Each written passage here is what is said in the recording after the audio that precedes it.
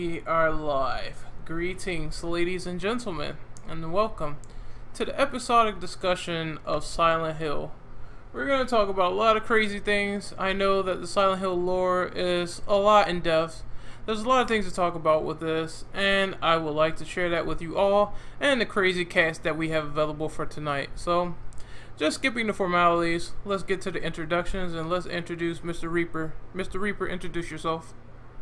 Hey everybody, some Reapers here to talk about some spooky ghosts and shit. And we have Mr. JoJo, which is our guest. Mr. JoJo, introduce yourself. How's everybody doing tonight? Silent Hills was an awesome series. Big fan, so I thank you, Mr. Renegade Operative, for inviting me to this. This should be fun. I like how you said was. That's night emphasis there because Konami fucked up everything. Hashtag fuck Konami.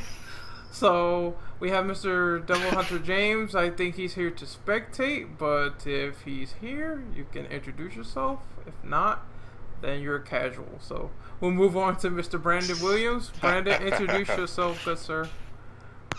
What's up, everybody? Glad to be back, and Skype sucks. We can all attest to that. And last but not least, we have the co-host of the TCP podcast and the host of the Bio Devils podcast, Mr. Bio Devil Dom. Introduce yourself, good sir.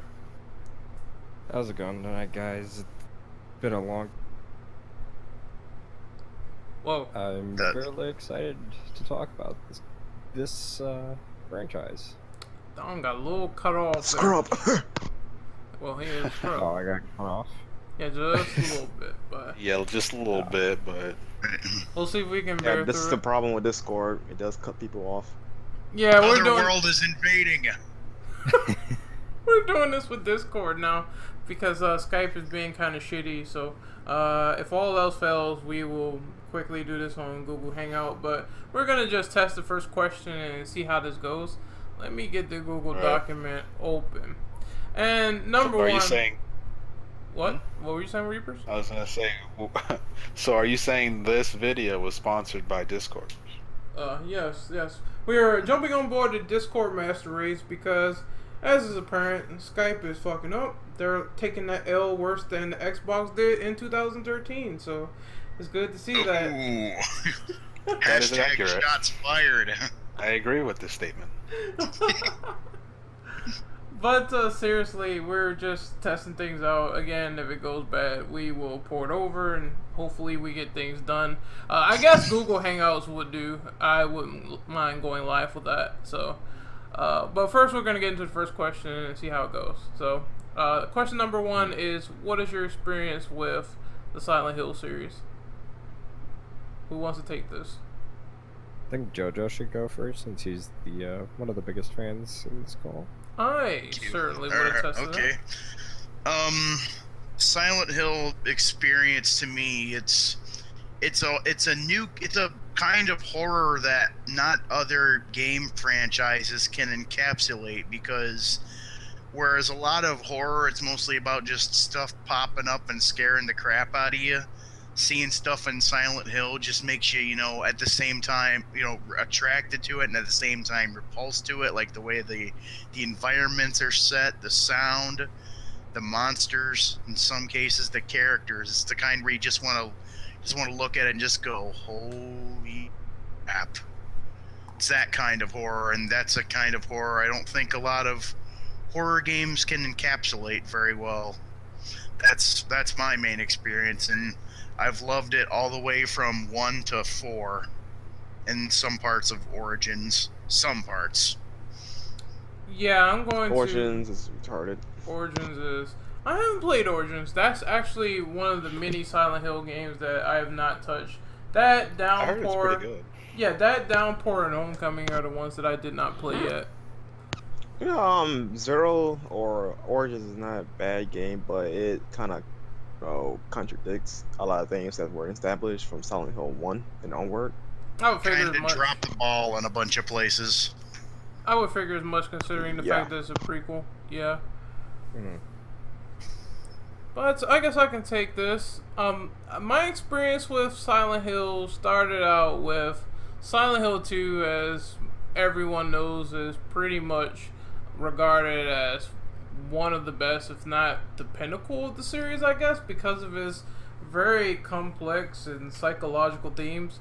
I really love the game. I thought that it was, I thought it was, being a Resident Evil fan, I thought it was very different in tone to that. Like, there was a lot of questionable things that made you think about the journey and what was going on.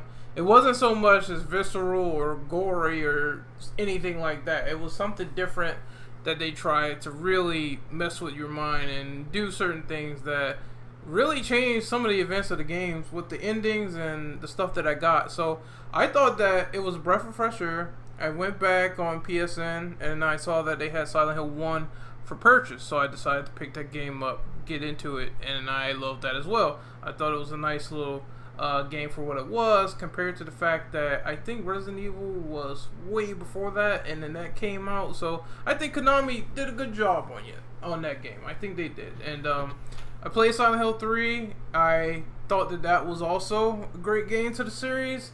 I got into Downpour, and I'm like, I don't like the fact that the frame rate drops like this. I don't like the fact that it's slow. I think that when it comes to a certain point of Silent Hill games, there's definitely a cutoff point with the quality.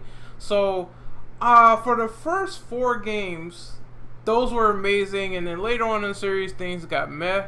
But it's a lot to appreciate, it's a lot to take in. As JoJo said, there's a lot of lore, a lot of backstory, a lot of history that they established with this town, with the characters, and with everything involved. The monsters, the creatures, everything. It has a form of symbolism. So that's why I think that this game series is up there in terms of horror, because it's not all jump scares, it's not all ghosts and spooky shit coming out of the dark.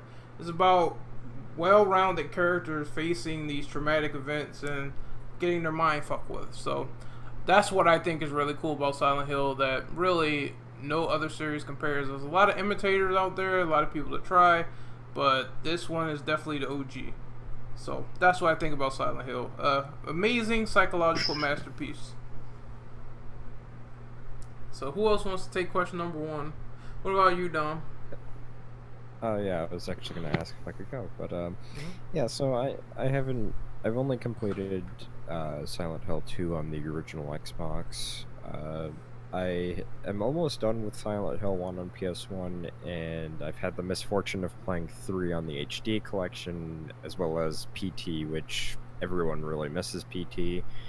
But yeah, I have to agree with what both you and JoJo were saying. There's a lot of stuff about Silent Hill that, like, you don't see it done very well in other horror games, and something about Silent Hill in particular, it just makes it stand out. And I think one of the things that I really like about Silent Hill is that each game kind of revolves around the character and the character's personalities, and some of the things that they have done in their past that kind of impacts the world and that they're involved in. In this case, it would be Silent Hill. So it is something that I really do like, and just some of the fucked up shit you see in Silent Hill, especially the first 3, it's just insane. I do have a question though. How are we gonna handle spoilers on this podcast? Are we just gonna say them, or there's always spoilers on the episode discussion? Always.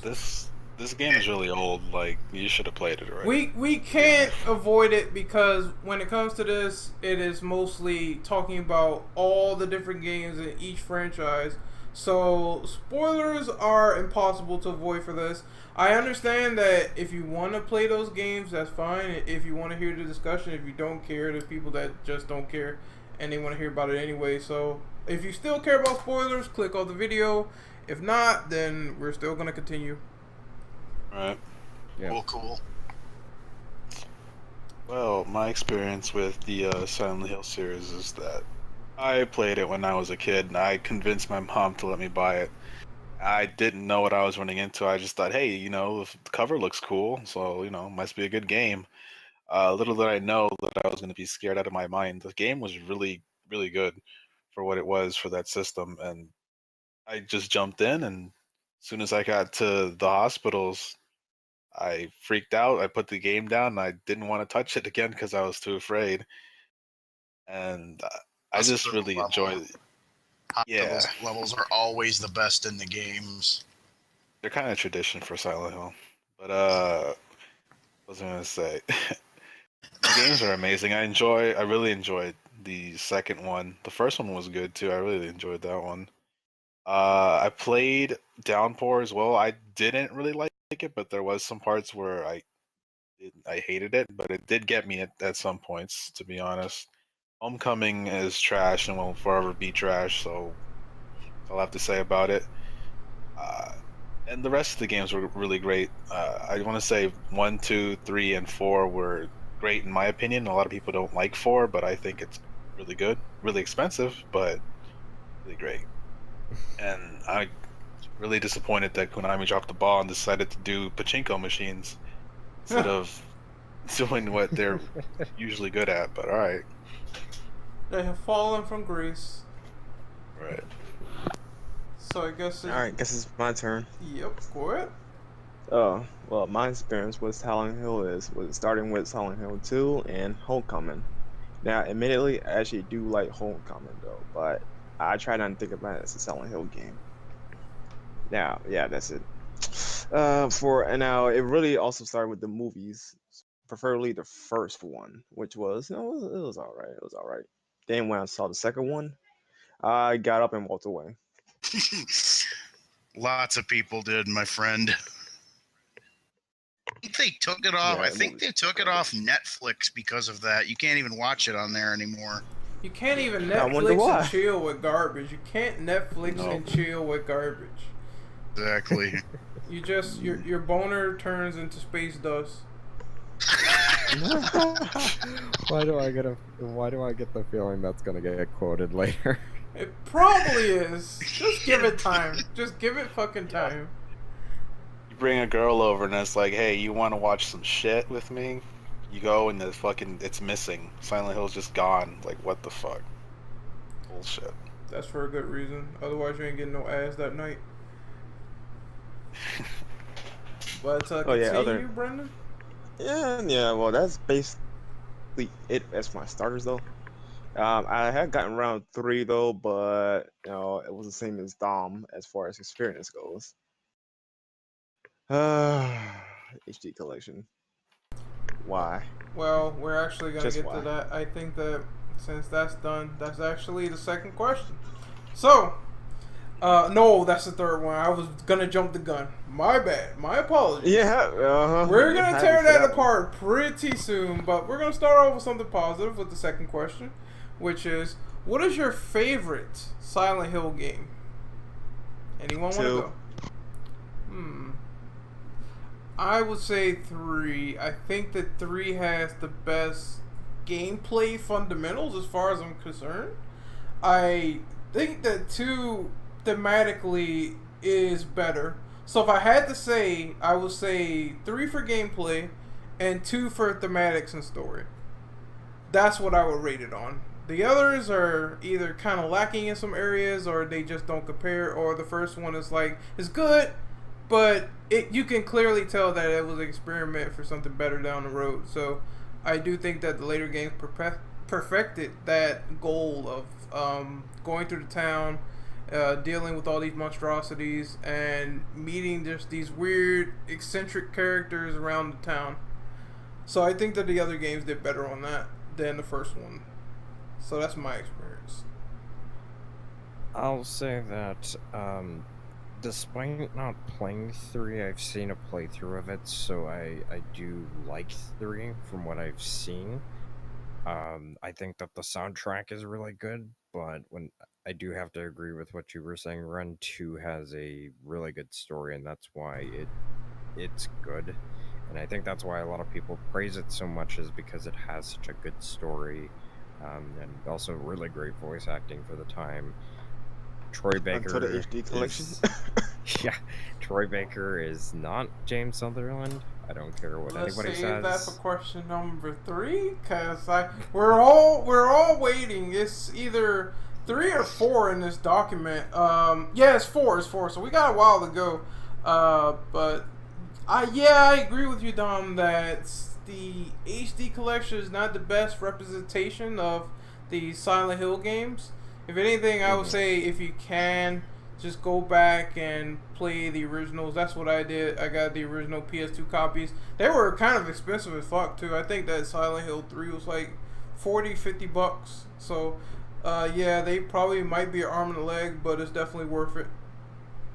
I will say, because I am kind of going through Silent Hill 1, I do really like the some of the monsters and locations you get to see in the game. Like, I think the school is probably the thing that, like, I just thought was really fucked up, because it is actually like little kid monsters trying to kill you within a, you know, really messed up looking school. For me, I have to say my favorite. I like 2 and 4. I like 2 for the obvious reasons, you know, everybody else has said, because of all the thematics and how it tells, you know, a tragic tale of James and his quest to, you know, find out what's going on. But I like 4 personally because of how it made you feel kind of hopeless, how like it gave you a limited inventory, how your only safe place was literally your room. That and I liked it for a personal reason, because the hospital level in that particular game actually resembles nightmares about going to the hospital I had when I was a little kid. And that kind of like, wow, all the way down to where they had those flying bat bug things in there, because in my dreams I'd always have like bugs chewing on me and stuff, and the way the hospital was all dilapidated in that game. That's why I liked it personally.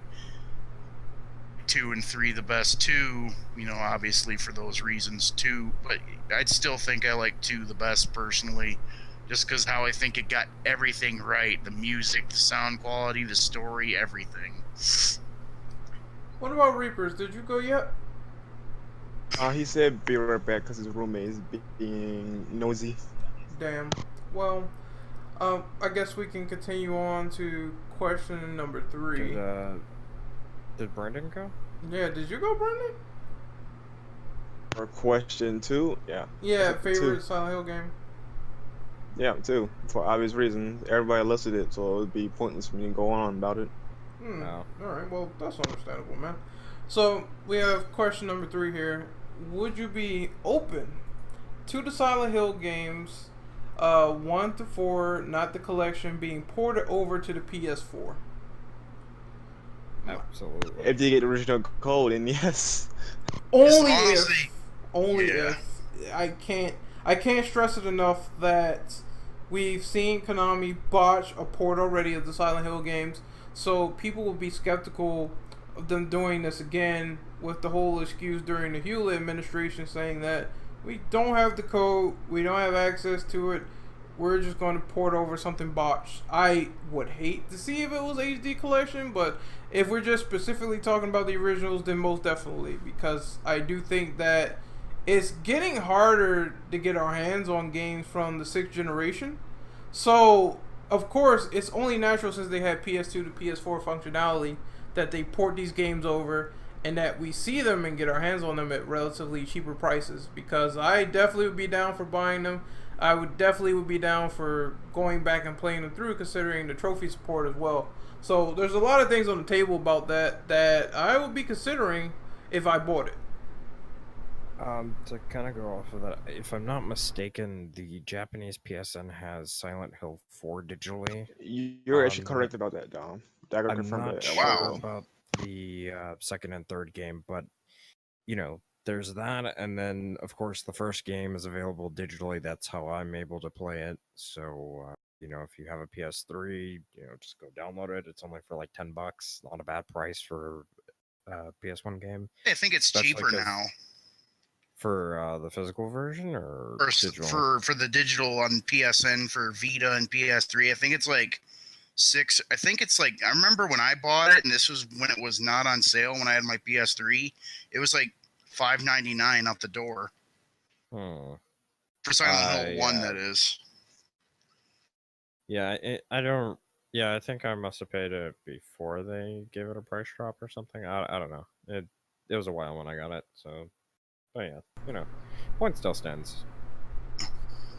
Yeah, like I definitely think that they should port those over because, as I said, it's getting really hard to get your hands on games like that. Like, and like I said, I don't want to. I've seen like physical copies that goes over 300, so I'm not willing to pay that much just to get my hands on one little game when I have a rig and I could emulate it or something like that. I know it won't be the most perfect, but there's always going to be alternative for people who can't get their hands on these games currently. So them porting it definitely will make a profit in some degrees, especially for diehard Silent Hill fans. They're going to eat that up like white on rice. So I don't see why they wouldn't do it. But then again, this is current age Konami, and they have like monkeys and chimps working at their offices. So I don't understand, but I just hope for the best. Gorilla's Gone Wild. Gorilla's Gone Wild. I know what he's trying to talk about. Masturbating each other with bananas. That's gonna get quoted, but I don't care. That's literally the current state of Konami. Is that they're idiots jacking each other off, fucking things up. Punished Kojima. You Metaphorically and literally fucking themselves. Yes, punish Kojima will rise again. So there's gonna be some shit posting on. He Konami. rolls on the third day. Yes, he's officially our god now. He is the god of the Metal Gear universe, considering MGS4's credits. But I'm just diverging now. So we need to move on to question number 4, and that is finally talking about the HD collection. And it's the big obvious, statement here, but I'm gonna read it anyway. Considering how a helmet, Tom Hewlett. Put on a helmet, Tom Hewlett, if you're watching this. Yeah. Yeah, Dom Hewlett. Might want to cover your ass. So, considering how Silent Hill HD Collection dropped the ball on a lot of technical aspects of previous games, how would you rate it compared to the classics? Negative 1,000. Damn, Brandon Savage. Like, negative 1,000. You're too kind, my friend. They ruined so much on it. Like, I think there's parts on the HD collection that are so glitched up that sometimes it's kind of funny, like how they switched around a lot of sound effects to where the sounds sound like they're coming from completely different sources than they normally are. Like the footsteps sounds like gate slamming, and it's hilarious. Oh yeah, I remember that. Switched all the sounds. You also around. remember the submachine gun? Is making fart noises or something? Oh like that? yeah, I remember that. Because the sound they made the sounds kind of stack on each other because the person doing the sound design is like an inept idiot who's never seen a sound mixer in his life. There's so many negatives that we could name here. One of them off the top of my head is the fact that they gave soundtrack options for the voices for Silent Hill 2, which was the original and which was the abridged version with Troy Baker, aka the guy who's in every single game on the planet. And then he's in everything now. And then they decided to not give this option to Silent Hill 3, so you had to stick with the new people, and it's like, what the fuck? Due to legal reasons, apparently. Yeah, I heard that they owed some royalties. I heard that. Well, that and one of the bigger things about Silent Hill 3, why they couldn't include any of it at all, was in the PS2 port. They actually used the voice of Lisa Garland from 1 without paying her the royalties. So when they released it on the PC, they removed it. And there were two reasons. I don't know if they were stupid or good reasons, but one of the reasons, and for the Silent Hill 3 voices at least, was the voice actress of Heather Morris could not be contacted, and the voice actor for Douglas, he passed away. He passed away a few years before before it was made, so they had no way of getting his legal permission for that. But I think like that honor would go to his wife, and I think he wouldn't mind, signing that over. But I don't know how that works in legal terms. But the old voices were definitely way better. Like Douglas sounds like the new Douglas in the HD collection sounds like he's drunk most of the time. I don't know if anyone noticed that. He's had throat cancer. Yeah, sounds like he. I'm sorry. Go ahead. Oh no, I was gonna say, I did not play the HD collection that much. As a matter of fact, someone bought it for me, and I kind of pawned it off. But I do remember the voices being very inferior to the original in terms of what they tried to capture.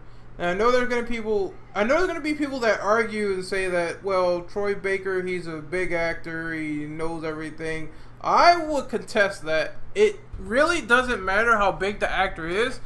Something valuable as what Silent Hill established in terms of the tone could be perceived as negative if they try something new or different each time around. So these new voices, for instance, I know that the reception to them has been mostly negative all across the board. So I just don't think that the new stuff they implemented worked well for what they were trying to go for originally. And if they tried something, it either came off as hokey or it came off as very, I don't know, it didn't capture the mood well. Case in point, the scene where I think it's the Maria ending where he says, "You better do something about that cough." The original sounds so menacing compared to how Troy Baker says it. He's like, "Oh, you better do something about that cough," and it's like, "Oh, that's not menacing at all. You're gonna pull a clown gag out of your ass or something? I don't know." So he sounds like his mom called him that one day. And sound like she was singing. She's like, "You better do something about that cough." Timmy, do you have cookies? Don't get me wrong. Like you said, Troy Baker, he's talented. He's done good voice work. I love the way he did Booker in BioShock Infinite, but he is not James Sunderland. And what were you saying, though? Not by a long shot. I was going to say that, and to kind of go off of what JoJo's saying, actually, because he's not James Sunderland, or aka Guy Seehey, the original voice for James Sunderland. He actually, from my understanding, was saying like some disrespectful comments towards Guy Seehey when Guy found out that they were doing the HD collection, and Guy wanted his royalties for that game because they were doing the HD collection, and apparently they do have that original voice track, so it would make sense. Didn't Baker say that people were kind of being entitled about it? Yeah, I think so. Yep.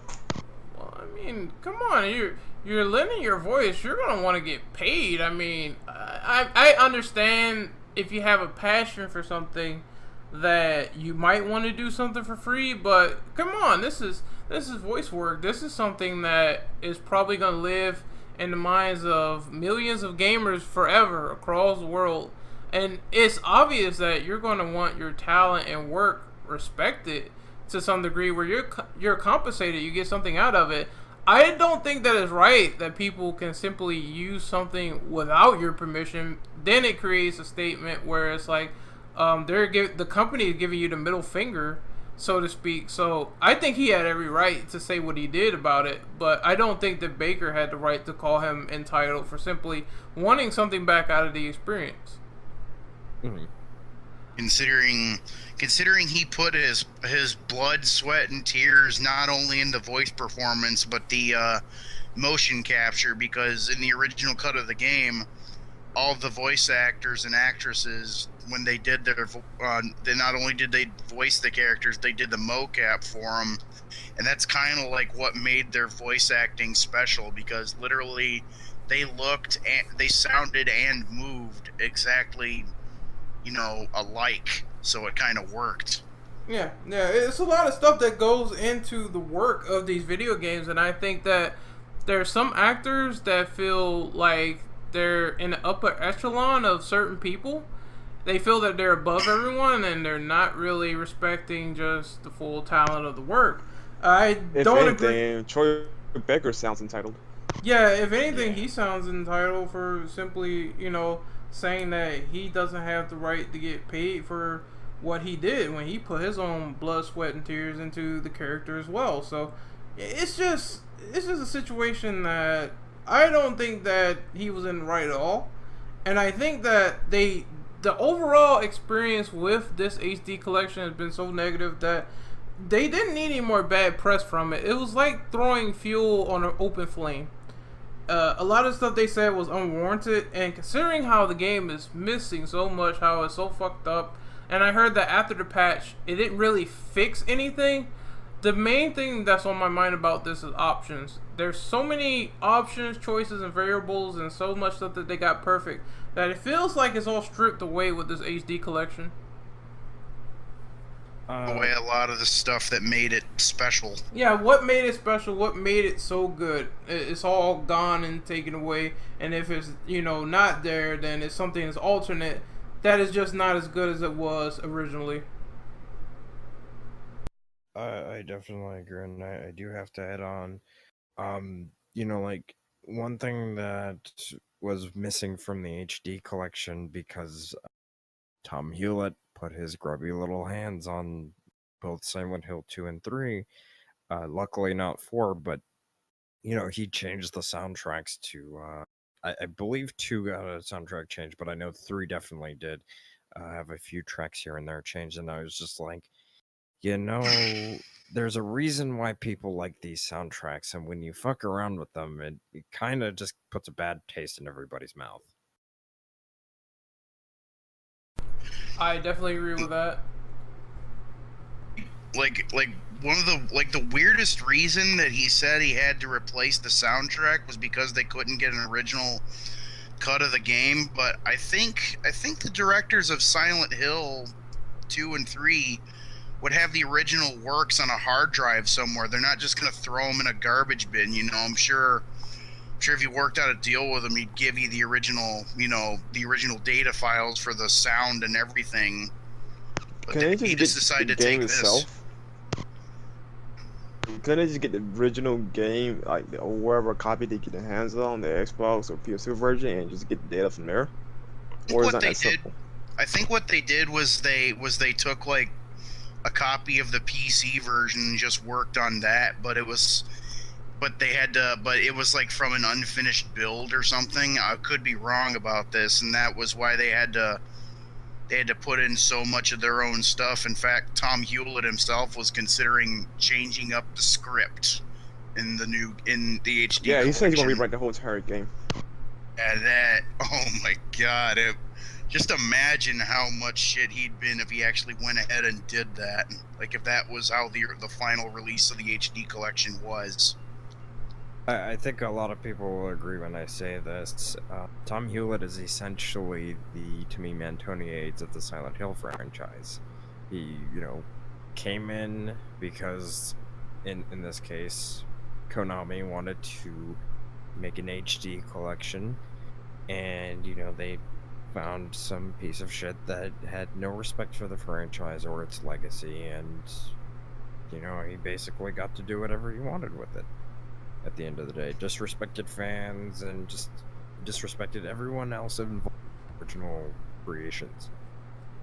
I think it's funny how I noticed something in the HD collection for Silent Hill 3 on a form of disrespect, at least for the original. I don't know if this was intended or not, but in the HD collection of Silent Hill 3, obviously they have the new voice actors, but the only parts of the game where you ever hear any of the old voice work is the death cries that Heather makes whenever she gets killed in one of the scenes where like you fail a cut, like a part of the game and like a cut scene happens and kills you. Whenever she does one of those screams, it's always the original voice actress. So it's making me think they're like saying that as like they're doing that as like a form of disrespect, but I could be wrong about that. I just think that's funny. The only time you hear the old voice actress for Heather is when she's getting killed. Are we talking about the Hewlett administration? I I was more or less talking about how, like, in the cutscenes where Heather gets killed, you hear the old voice actress for Heather. Well, I think that I didn't mean to cut you off, Brendan, but I think that we're going to have to discuss that eventually because I don't see it anywhere in the document. But yeah, I wanted to ask you guys specifically with all the problems with HD Collection, what do you guys specifically think about the Hewlett administration, and did you think that it caused any significant change to Silent Hill in the form of positivity? Yes, Form of it changed positivity? it drastically, in my opinion. In the form of negativity, I'm sorry.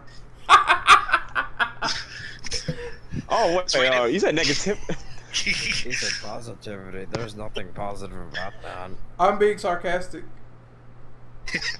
I think the most negative thing that came about this is because of the new Silent Hill games, how the way Tom Hewlett wrote, how the powers of Silent Hill work, how everyone thinks that the entire game is just all the parts in the game are like alternate dimensions, when it turns out that's not entirely true.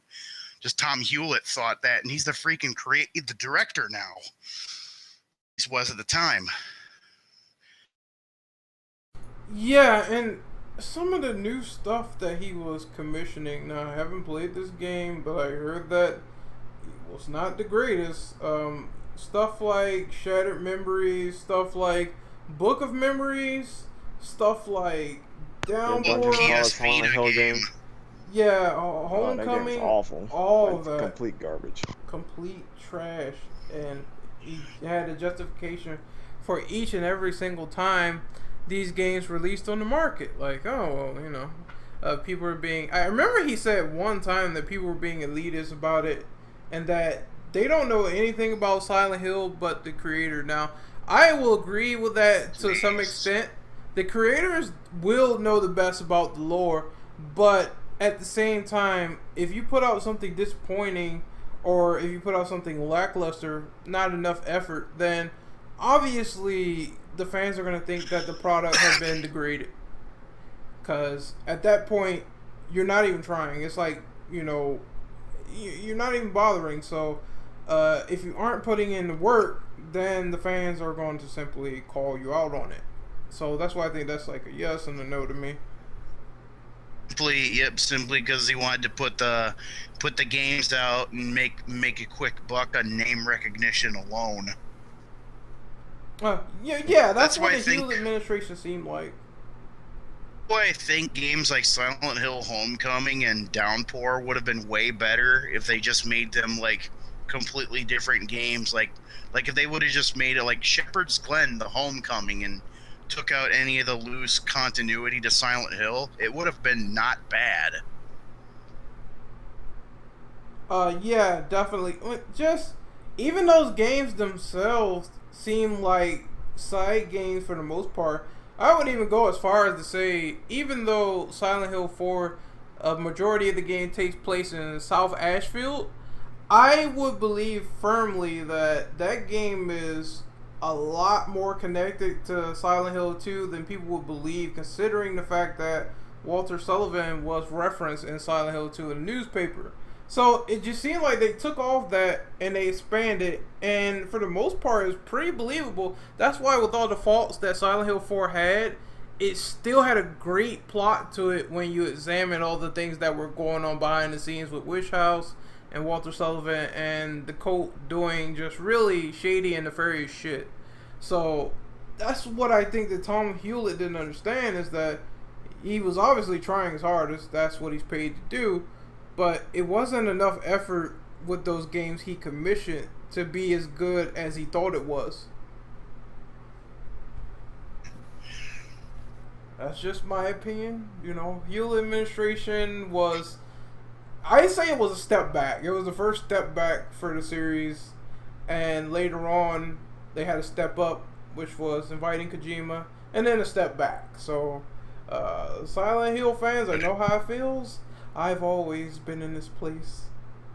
Or whatever that line is that she says on the steps. I kind of forget the lady's name.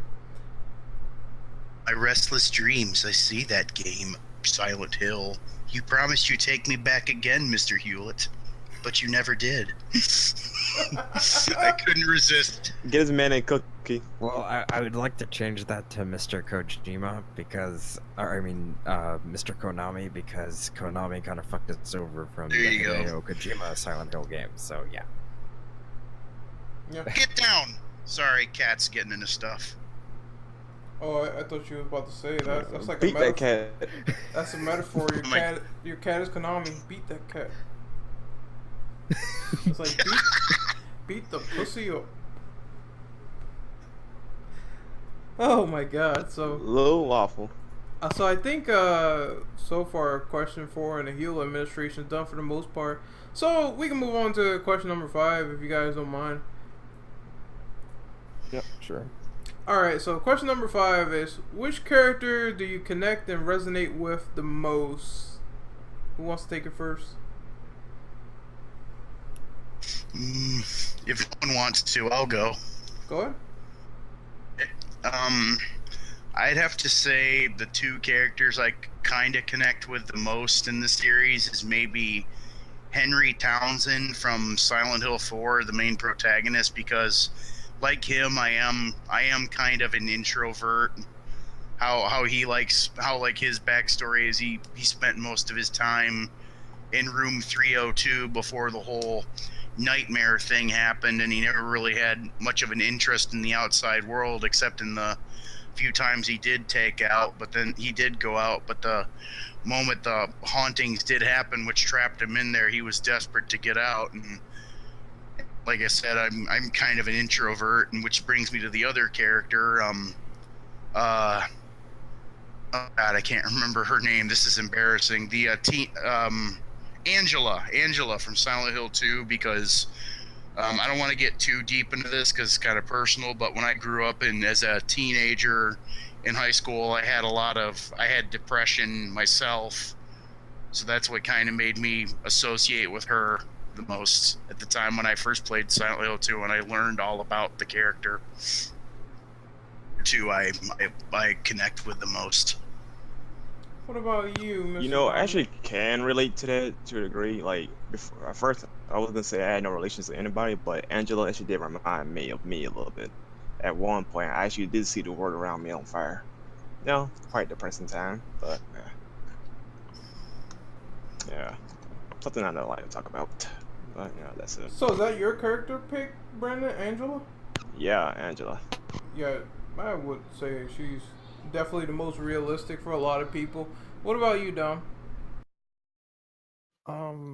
I would say that James Sunderland is the character that I like to connect with a lot because he just goes through like hell and back, and it's kind of depressing, and it kind of reminds me of myself a lot when I was in high school because yeah, I know that's kind of like a thing that everyone's saying right now is like, oh yeah, we were either depressed in high school or whatever, but that was a thing that kind of happened to me where I was just depressed and kind of was dealing with depression. So I kind of relate to James in that sense because he's going to Silent Hill. He doesn't really care what happens to him. He just kind of wants to find out what's going on within Silent Hill. Why is he being called over there, and why he's even getting a letter from his quote-unquote deceased wife. Yeah, I think to piggyback off of that, James is definitely one of the more relatable ones to me personally. Like I said, I think that some of his actions before, like I said this before in a call, some of his actions were particularly just not the most rational for the most part.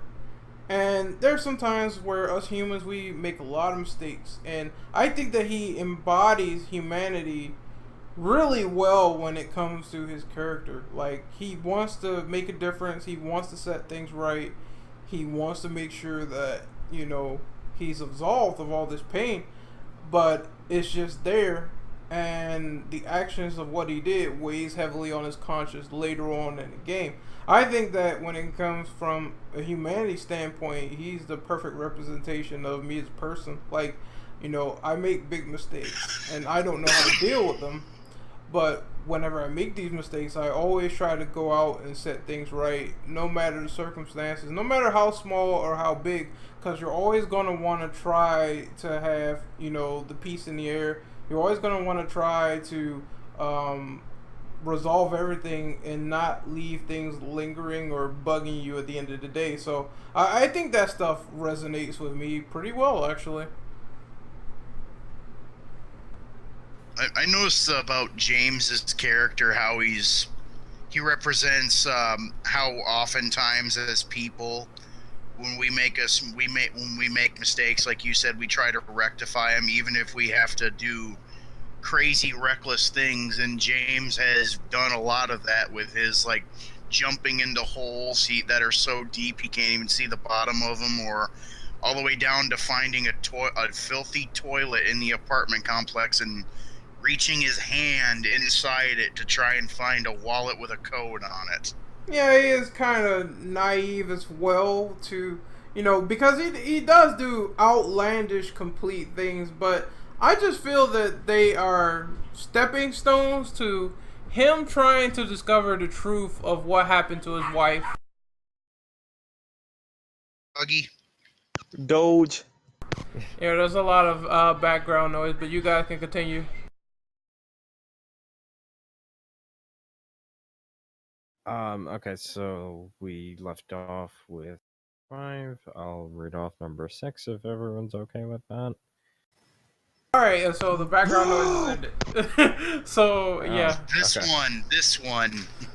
You get this one. So, but as I said, I do believe that he does a lot of naive and downright stupid things, but I think that every human is capable of this. They're capable of making mistakes, big or small, that they have to seek out and rectify no matter the odds. So I think that sort of trait resonates with me as well, to get the proper resolution on things, because everything might not be clear to a human being on the first initial glance. There we go. I'm sorry about that craziness that was going on in the background. I guess my dog was misbehaving and someone found out. So sorry if you heard that, but yeah. So continuing on, Dom, I guess you want to move on to question number 6, or did you want to elaborate on 5? Oh no, I was good to move on.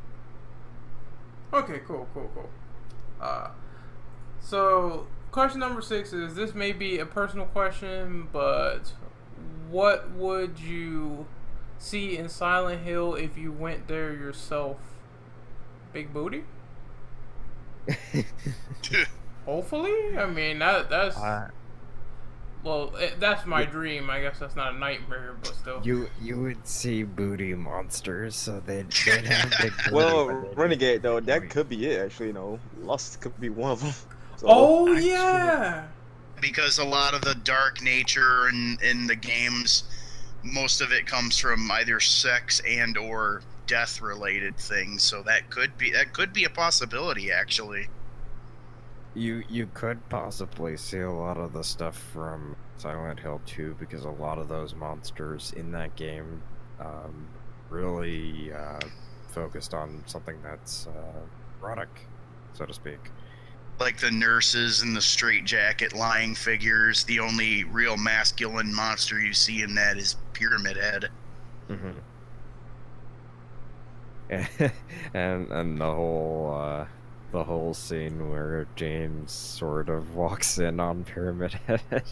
Yeah, raping the mannequin monsters. Yeah. Venting his sexual frustration. Well, I think a lot of the things I would see in Silent Hill, like assuming that when I went there, the mechanics of the hauntings in the town worked similarly to 2, how it was all personal demons. I had a little thing going on with with a cat in my family that I really love, but my mom got rid of her. So I guess like because I love this cat a lot, like probably one of the places I'd end up going to is like a dilapidated animal shelter and veterinarian place where it shows that a lot of the animals didn't quite make it and stuff like that because I'm a big animal lover. This would be one of the things I'd see. So, I guess you mean you will see mutated killer cats that would carve at your face and not carve at curtains? Like there'd be like the monsters would like represent like female like feline aspects and like places in the animal shelter. I'd see like cages that have been torn apart and like rotten food, like bowls with like rotten cat food in it and stuff, and like documents and all over the places that show that like all these animals didn't quite, like they either got so sick or so unruly that they either died or had to be put down, but they couldn't be put down like, you know, peacefully. So stuff like that. Yeah, that's pretty deep, man. I think that would resonate into the person's psyche if they went in that town. Like the stuff that they would see, all the stuff that, you know, the environment in particular will definitely change because, like I said, for Silent Hill, everything has symbolism. So it's not just only the people and objects, but it's just the place, the things, everything worked around it. So I think for me personally, like Lust, for instance, that'd be something. It would definitely reflect more on the monsters. Maybe it could be some things going on where it's like it'll be more strip clubs or something like that. Just more of these dilapidated, downright nasty, derelict places. So I think that something like that could factor in my scenario, because I'm not saying that I have a lot of sexual frustrations, but I do think about it more often than not. So I think that could factor into my own little horrible world. What about anyone else? Yeah, kind of. I think I would be seeing a lot of the same things, you know. Dom's gonna be seeing those schoolgirls everywhere. Those Asian moms. Schoolgirls with mutated faces. Damn. You know what? That'd be funny if Dom started seeing like the bubblehead nurses. Oh god damn. But I was gonna say, yeah, I mean, like, just kind of waiting on a more personal note, like going back to like how I had a lot of depression back in high school and whatnot. I think that I would be seeing a lot of stuff that kind of related to that, related to just the frustration of not being able to find somebody that I can connect with on a more personal and more intimate level, so to speak. And not to mention that I think I'd be seeing a lot of stuff that it had stuff to do with like parenthood and fatherhood, so to speak, just because I kind of had issues in my personal life that kind of dealt with that sort of thing. Not that I was ever a father or anything like that. It was just, you know, never knowing my father would kind of, I guess, would lead to that. So I guess you would have, I don't know, some weird zombie dad that's strapped to a bed. I guess it's gonna be the abstract daddy all over again. No, I'm kidding. The abstract daddy from Silent Hill 2. Yeah. I remember that monster. That was a creepy one. That was, whoa, when you find out what it is, that is kind of fucked up. I gotta go to the bathroom for a minute. I'll be right back. Alright. Brandon, it's your turn. Well, where can I begin? It will be a multiple variables. I'm going to use the 7 deadlies as an example. One will be lust, obviously. Other would be wrath. Another one would possibly be greed, and another one would be envy. So, and my things will be similar to Dom with parenthood. because I barely knew my father, and I had some couple of conflicts with my mother here and there. And I really do have a dark history. Sometimes I don't even talk about it. Like during my younger years, like teenage years, I should put it that way. Yeah, that wasn't the best time of my life either. So I'll probably see a lot of things related to what happened in those couple of years. It's really bad. So I'd rather not necessarily talk about it though, but I'm back. I will see themes like that.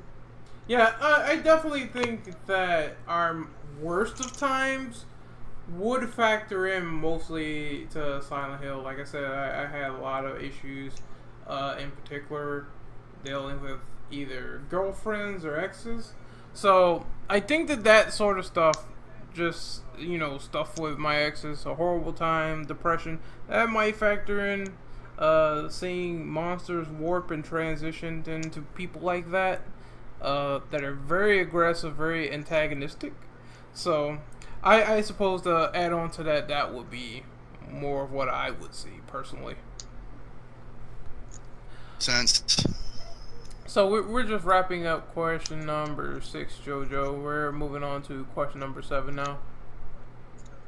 And this is simply, what moment in the Silent Hill games was your favorite?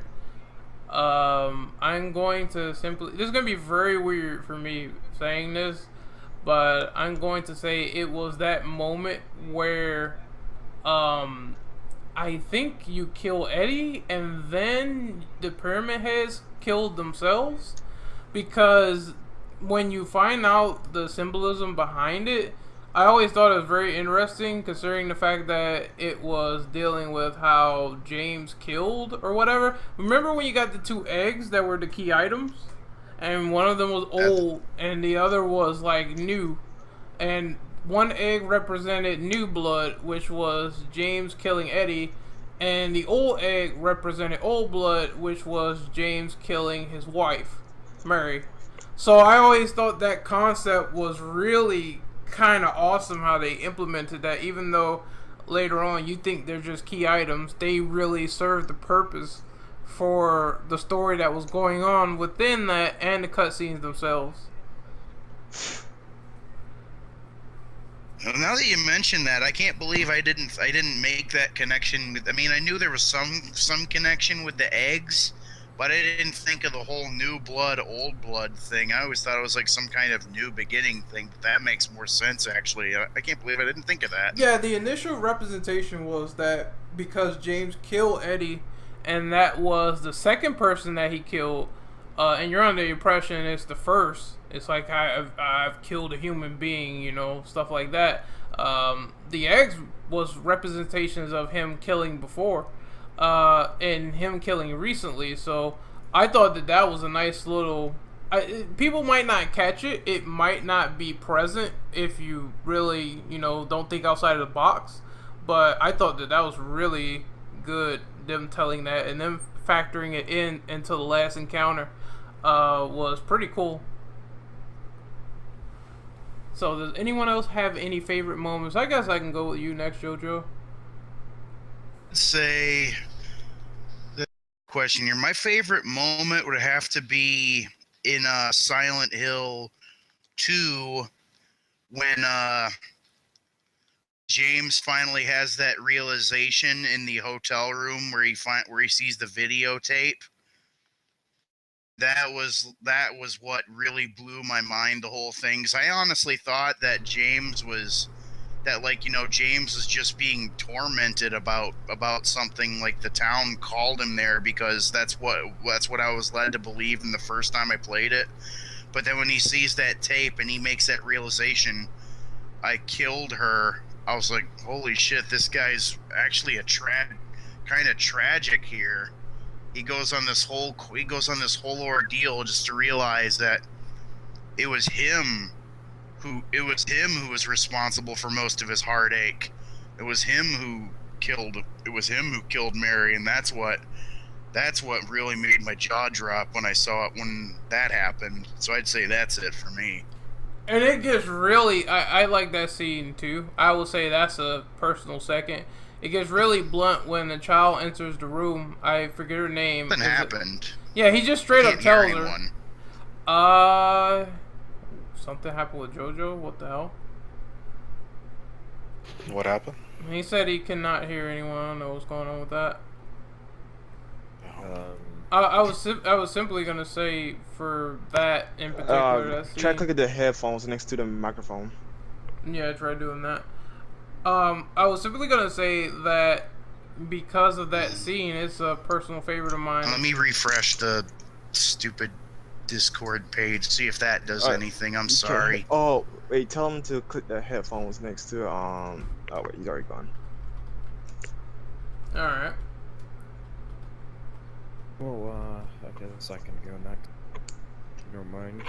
Yeah, go ahead, Don. Okay, am I on now? Can you hear us?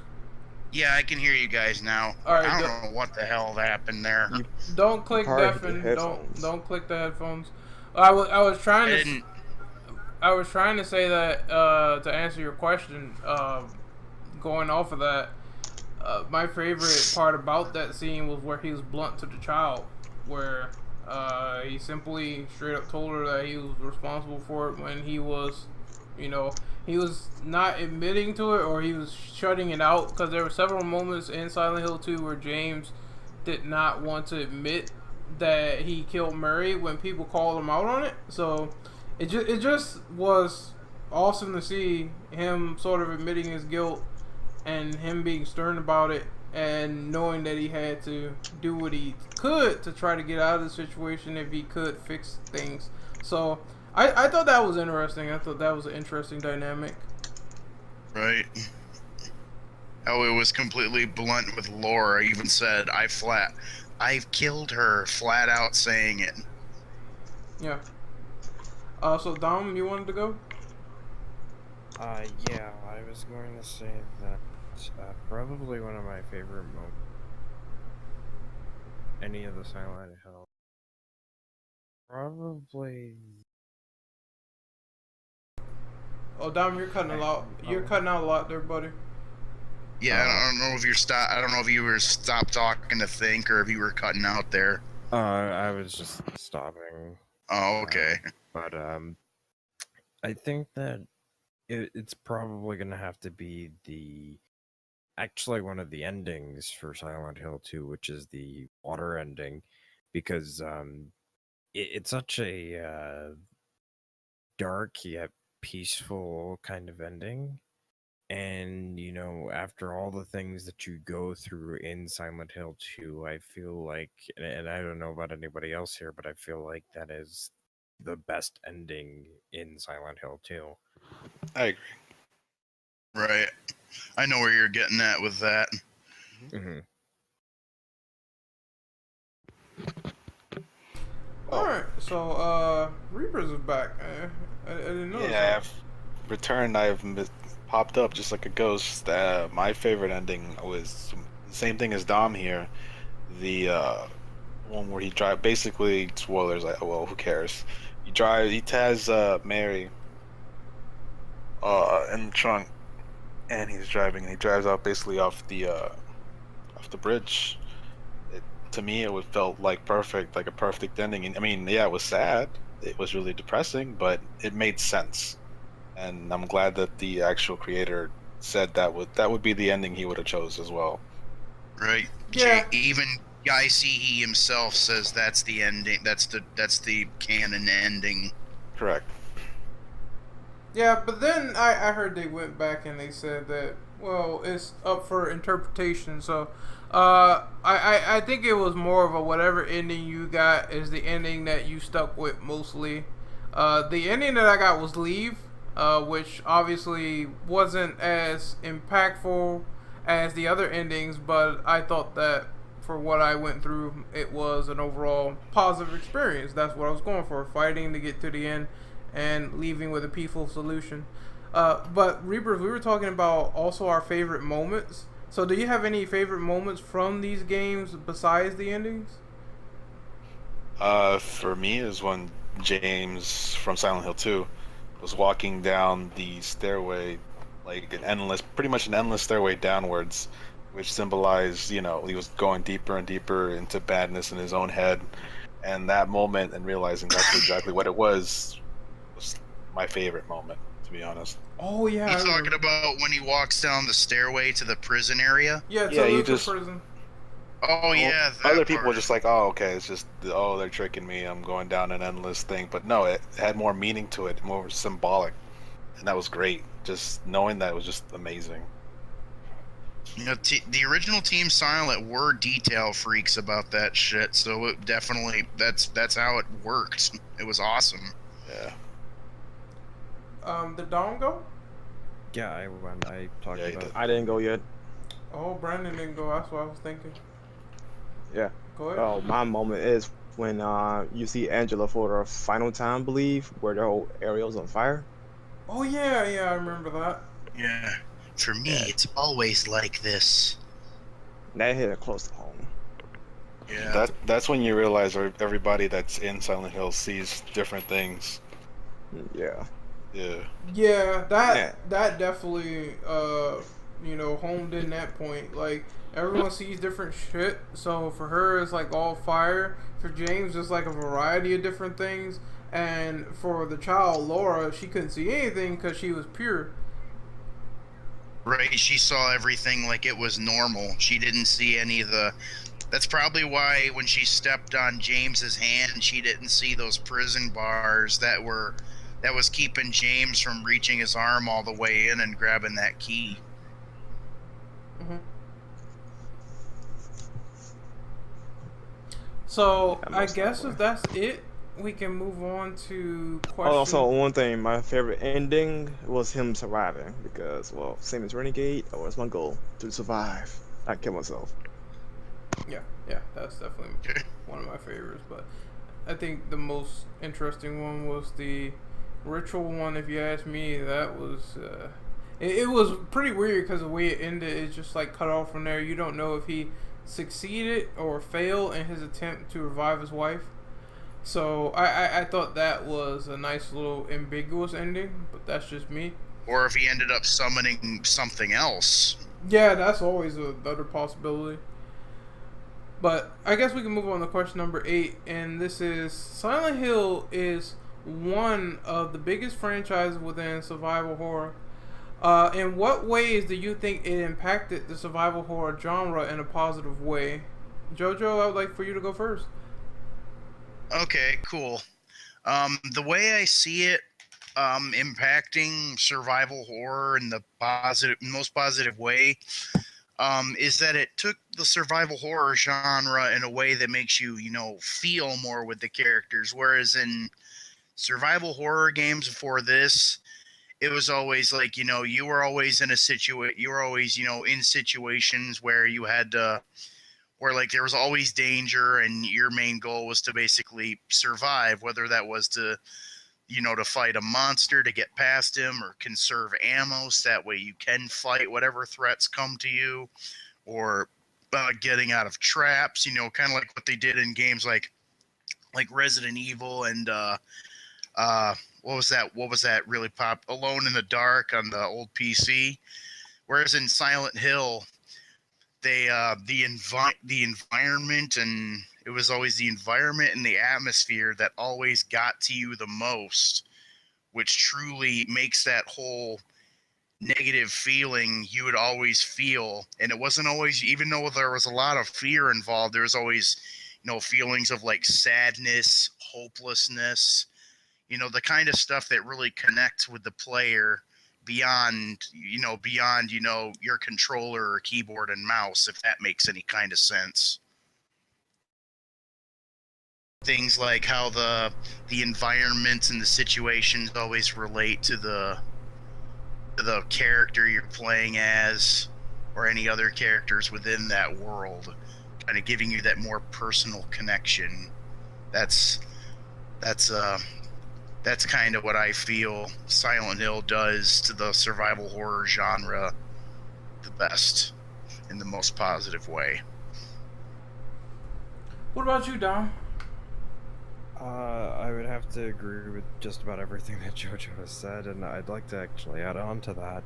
I think that one thing that Silent Hill does really great in terms of impacting the genre in a positive way is prior to Silent Hill kind of being mistreated, so to speak, when it was in the hands of Team Silent, they made really great environments that had the atmosphere that you wanted to expect for a survival horror. And I think that's what is something that you don't really see often anymore with survival horror games these days. And even then, it was something that only so few developer companies actually did positively and did right. What was the name of that one horror game that came out a while back that was Evil Within? Didn't that kind of encapsulate it pretty well? I didn't play that one yet. It was alright. It was basically Resident Evil meets Silent Hill, but it wasn't bad per se. There were things that could be improved on, but it did an alright job. Right. I think that for the most part, Silent Hill obviously is a big forefront in terms of psychological horror. I've seen games do this before, like supposedly, I don't know if it's a full horror game or not, but I've seen games like Fear do this. I've seen games like Outlast. I mean, they do have their popularity, but Silent Hill is obviously in the forefront, in my opinion at least, of some of those games. And at least the games that try to do these things, they do try to have interesting stories behind it, which is basically what Silent Hill is known for. So I guess you could say it's like the granddaddy of psychological horror games in the survival horror genre, which a lot of people are going to know, recognize, and love when it comes back to remembering things of the past. So, what about Brandon? Mr. Brandon, you have anything to say on this? Well, you guys pretty much nailed it though.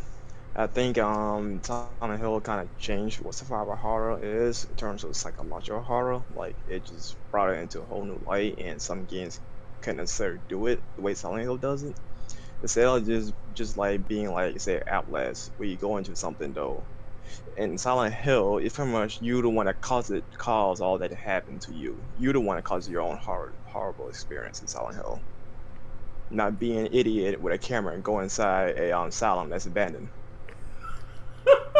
Shots fired, Outlast, Jesus. Oh no, is that really shots fired? I like Outlast a lot though, but come on.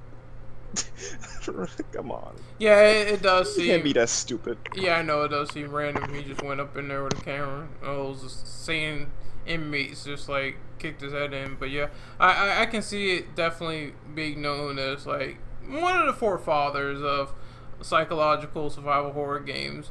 And if it's not, like, because I haven't played every survival horror game out there, I will be the first one to admit that if it's not, it's definitely one of the most notable is the word that I'm looking for, because while Resident Evil coined the term, I think that there have been games that defined it in their own right, and I think that Silent Hill will definitely be one of those games. So how about you, Reaper? I'd say that, well, everybody pretty much covered everything, but Silent Hill for me really did change. Well, to me, it's true survival horror. It's not just, oh, you're a gunman, you can shoot all the ghosts and shit like that, shoot all the monsters. Your combat in the beginning games actually sucked, and that was on purpose because you were meant to, like, basically run away and feel powerless. And not a lot of quote unquote survival horror games do that. Like, basically, you're fucking commando, you can shoot everything and you don't really feel like, oh crap, like, should I run or should I try to fight this thing? Like in like I know you're talking about like how in like I know we're beating a dead horse comparing it to Resident Evil a lot, whereas Resident Evil you play as like people who are trained in like police officers, like the STARS team. They're a special ops people, so they're trained to at least handle firearms, whereas in Silent Hill these are just regular everyday people who are these characters, you know. Right. Shopkeepers, students, sometimes and in one occasion someone recovering from a war. Mm-hmm. That's It's why that kind of people. thing. That's why people have some issues with Homecoming, which is the whole "oh, you're really good at fighting. You have like fucking dodge mechanics." It's because, if you put good fight mechanics, good shooting mechanics into a horror game, it actually doesn't. It changes from survival horror and becomes action survival horror, which is completely different. And that's what people did not want, and that's what they hated about the newer editions of the games. Right, because it can't be survival horror. Because you know you gotta at least feel somewhat vulnerable to make survival horror work. Right. I'm not gonna talk about Resident Evil because we probably talked about it already. But like a good example is Dead Space. Dead Space, if Isaac, didn't have his gun, he wasn't really good at shooting, that would have been, survival horror. But he was like the most competent person on that freaking ship. He had all the weapons. He had fucking Armor. stomping and shit. Yeah, he was like the best fucking Rambo on that fucking ship. So that ultimately made it become action survival horror, which is not bad. It was a damn good game, but there's a big difference between it. Yeah, I definitely think that there's been a lot of survival horror games that have defined, they feel like subgenres in a sense. Like you have psychological, you have action, you have suspense, you have horror. They feel like subgenres in a sense with the way they operate and control. But I still do think that if you think about psychological survival horror games, then it's possible you're going to think about Silent Hill, considering how deep the lore is and considering how it plays. There's a lot of factors involved that become, tropes in a sense, with how they're just regular civilians. They have no experience. If they do have experience, it's minimal, or if they do have experience, it really doesn't help them that much. I'm just saying this in the sake of Homecoming. Like, Alex is a soldier, but he can get easily scraped off the ground by any of the stuff in that game. So it just goes to show you that these are regular people.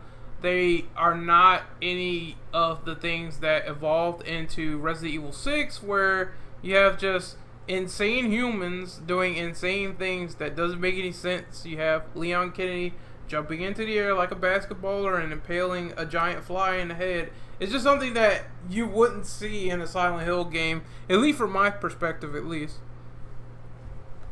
So I think that games evolve and change over time, and one of the things is that everything changes, for good or bad, but there's tropes that are there to stay, which I applaud Silent Hill for doing. I applaud them for at least sticking to some general format of how the series was and how it continues to be. Even with PT, for instance, it didn't seem like that guy that was in there was some super soldier, so I'm kind of glad that they stuck to that format. So I guess we can move on to question number 9. I guess this is more criticizing the games than anything else. But what are your main complaints about the Silent Hill games beyond 4? The weapon durability. I think that was one of the worst things to come in later games, because I have seen playthroughs of the later games. Yeah, let's have a steel wrench that can break in 5 hits. Yeah, it's just like I don't. I'm sorry. Go ahead. It's all right. Like, I can understand if they had like maybe some consumable weapons. Like, okay, here are some weapons that, and they would explain this to you. Like, here are some weapons that you can use, but they break. But here are some weapons that are durable. They will not break after a few hits, and you can use them pretty much throughout the entire game. Because you can, I know you. There are breakable crowbars in there, and never in a million years could a human being break a crowbar, unless they're like the Incredible Hulk or something? I don't know about you guys, but have you ever picked up a crowbar? Those things are heavy. No, I have. I pick up an Allen wrench, and any type of metal really that revolves around machinery. Yeah, those things cannot break it easily from a human hand. I'd say my complaints about the Silent Hill game, I think this is more of an aggravating complaint, is how they made the controls in games like 4 and Downpour, because I rented Downpour. I didn't pay the full price. I rented that crap, so I'm glad I didn't pay money for this. Games like those, how they try to stretch out all the buttons on the controller as far as you can go.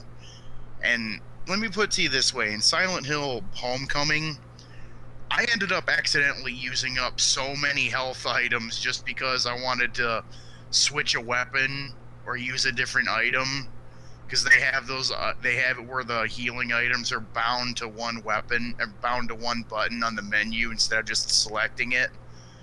God, that was aggravating. I couldn't tell you how many times I burned through so many healing items, wasting them just on accident because of that. I don't know if you guys ever experienced that in Homecoming and Downpour,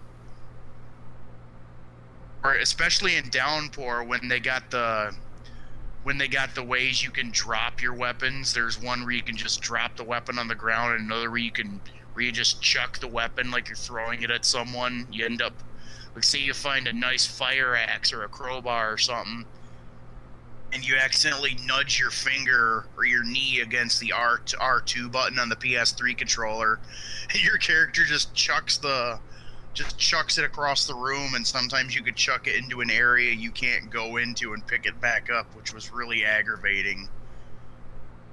I don't know what the hell Tom Hewlett was thinking when he made those control schemes in those two games. I personally, the games that I have complaints about beyond 4, I think that it was really stupid how the item box for Silent Hill 4 was limited. I don't know. I think that when it came to storing important items, it kind of sucks that you either had to use that item in order to get rid of it, or wait for it to break and put it in that box in your apartment. Yeah, the box in the apartment. I also was not a big fan of the frame rate in Downpour. That's a huge problem that they should have ironed out. They should have re-released or did something with it, but now it's stuck to the point of you will get frame drops in a sub 30 FPS environment at times, and that's really irritating. Like I said, no PC release, at least to my knowledge, nothing to fix that. No patch, nothing. So the people who still have that game still have to deal with stuff like that, which is not cool. I think it was an oversight, if you ask me. And another thing that I guess I could say kind of bothered me is how the hiding mechanic kind of worked in Homecoming. I just don't think that sounds good for a Silent Hill game. Now, granted, I have not played Homecoming, so I have not experienced how this mechanic works in particular, but apparently you hide from the enemies. If you get spotted, they're going to come after you, but I just don't think that it worked well for what it sounded like. So that's just my opinion on that. But to add on the what you said about the complete abandonment of Downpour and crap. Funny thing was that they even though they did not patch it at all, they never even made a PC version either. That's how little of a crap they gave about that game after it was released. Yeah, I figured as much. I figured, with the problems that presented, they could have at least patched it. Like, even if they didn't give a shit, they would at least patch that to not have players criticize that in the reviews. But, once again, that was the stuff that I was seeing it get crucified for with player reviews. And it's rather unfortunate because I've never heard a Silent Hill game have that problem up to that point. So it was a disheartening thing to hear. So I'm hoping that if Konami gets the thumb out of their ass, they could, not run into that problem again if they decide to make improvements.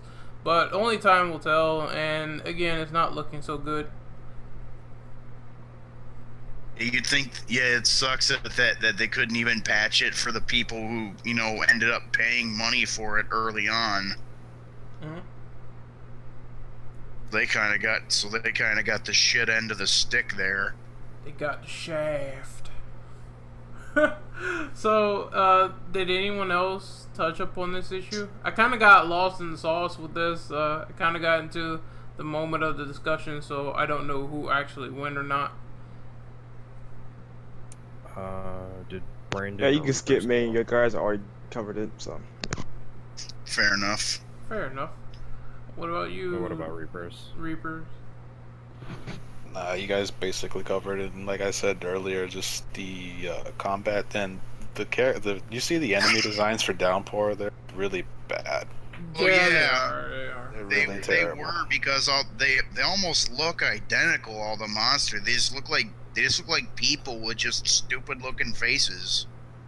Yeah, they look really terrible. And I wish the creator, the character creator for the monsters from the other games, still working, but he's not, which is not good.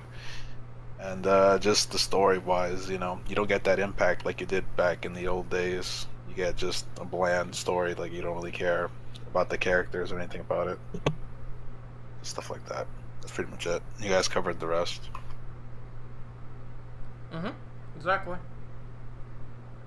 So, I guess we can move on to the next one, which is number 10.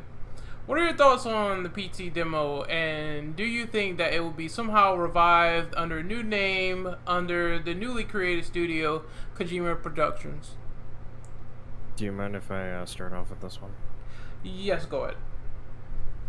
So, unfortunately, PT is no longer on the PlayStation Store. I've heard there's ways to get it back onto console, but it's like through torrenting and whatnot, so I'm not sure how that would necessarily work. But from what I've played, it kind of stays true to the original Silent Hills in some way or another. I'm sure most of you remember from Silent Hill 1, there is no adjustment to the puzzle level or the quote-unquote riddle level. So Silent Hill 1 really fucked with you on puzzles, at least, especially with the puzzle in the school where the piano is at. Oh god, I'm just gonna admit, every time I do that puzzle, I look up a walkthrough online. I don't know if I should be ashamed or if that's just a testament to how hard that puzzle is, but yeah. But so in that respect, it was kind of reminiscent to that because there were things that just did not make sense as to how you complete that demo. I actually have never completed the demo because of the fact that it's so convoluted that I don't know what the final step is in order to complete it. And real quick, didn't you have to go to some type of pause menu and click L or R3 on something? No. No, that's for something. That's for another part of the thing. That's like an earlier step. That's not one of the final steps. That's for the graphic pieces. The graphic pieces that you look at and zoom in, which has nothing to do with anything, I believe. I believe the last step was you were supposed to talk in your microphone, which I'm positive no one would have known, off the bat. That is something that, unless you got really fucking lucky, you had to look it up. I think that was, debated on, too, because people were saying, okay, well, you might either have to yell out K or J, but it wasn't, 100% confirmed if that's when because some people have done it without using the mic, so it was heavily debated on as to how you complete it exactly, although some people were able to complete it easily.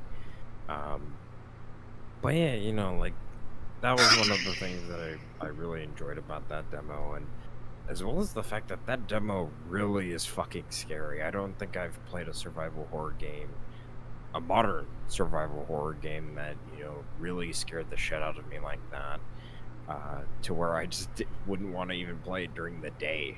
It's the sound designs, dude. The noises that the ghost makes, Lisa, the noises that she makes just put you unhinged. Like, you keep thinking, oh shit, you know, is she around the corner? Or it feels like that sound design moment where, like, you hear her breathing and it's all around you as opposed to being far away or distant. And that's what really scared the shit out of me. Like, every single time I'm in the hallway and I think she could kill me at any time, I always would think about that noise.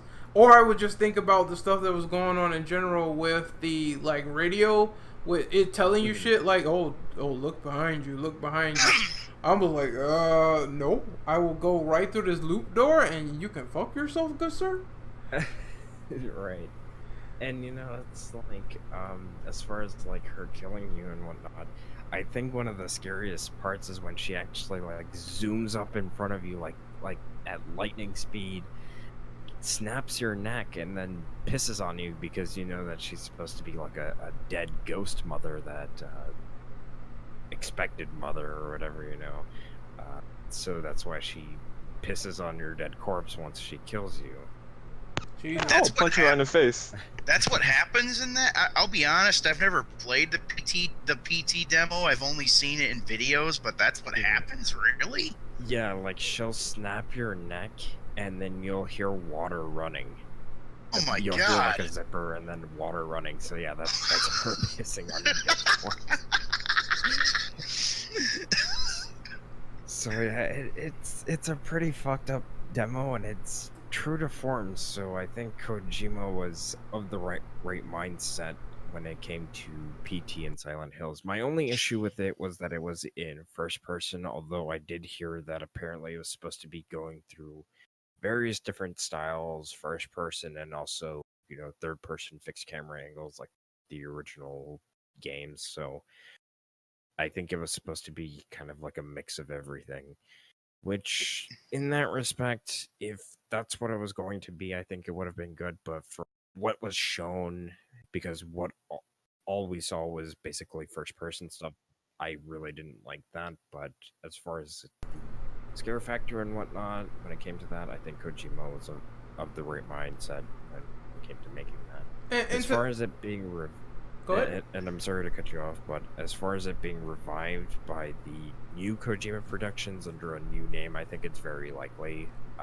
However, how soon that may be, we don't know, because it might seem that Kojima might be making a Zone of the Enders successor.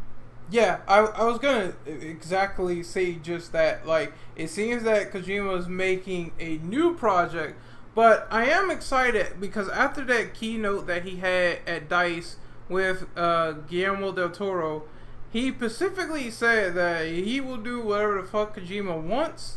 So if Kojima wanted to make a successor, then he would probably be automatically on board with it, despite his discrepancies with the gaming industry and how Del Toro feels like he got fucked over a lot. I think that would be the perfect relationship if they did a successor at Kojima Productions. They don't necessarily have to call it Silent Hill, so they wouldn't run into any legal reasons if they decided to make a horror game that was, you know, Quiet Mountain or Whispering Hills or something like that. Yeah. You know, and to kind of go off of that, I think that I think Del Toro is very he must have gotten a good experience with Kojima more than anything, because at least I think he's a little bit understanding as to how that situation kind of came to be. Whereas, like, I think the some of the previous projects, it was just canceled due to lack of funding and things of that nature. Whereas the whole situation with Kojima, well, that's a whole nother story in on it. Yeah. Could probably make an entire discussion about Konami in general. Actually, now that I think about it. Yeah. I think we have, actually. No, we did a Metal Gear one. We did one on Metal Gear. So, well, like, I'm sorry, I was gonna chime in on the whole PT thing. oh no! Actually. I was gonna call on your turn anyway.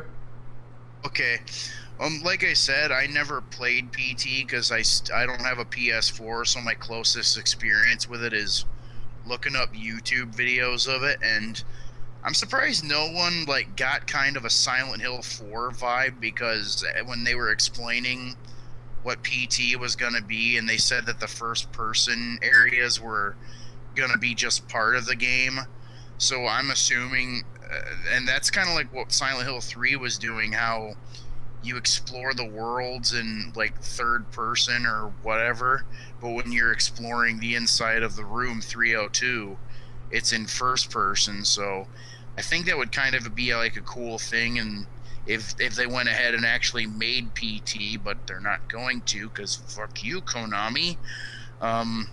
It would be kind of cool to see them do like if you're exploring like an enclosed area, like a small room or an alleyway, and it goes into first person, and you can like look at items and stuff like that and solve puzzles. That would have been cool.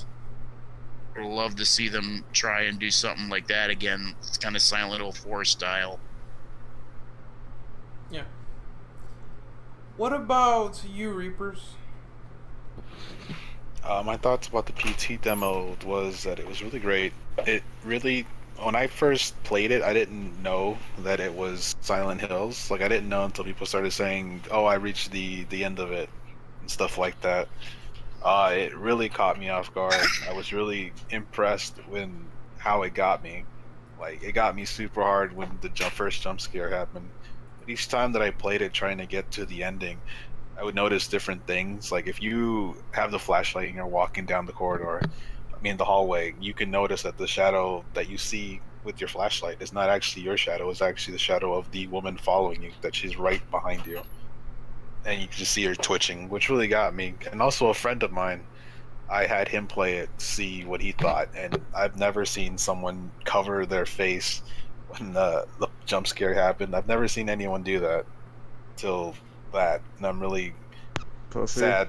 Yeah, I'm really disappointed that it ended the way it did, with no release, and I'm really hoping that Kojima does work on it as a side project, maybe, because I don't know if everybody wants him to work on that. Kind of probably just want him to do his own thing. I think he's doing baby steps first.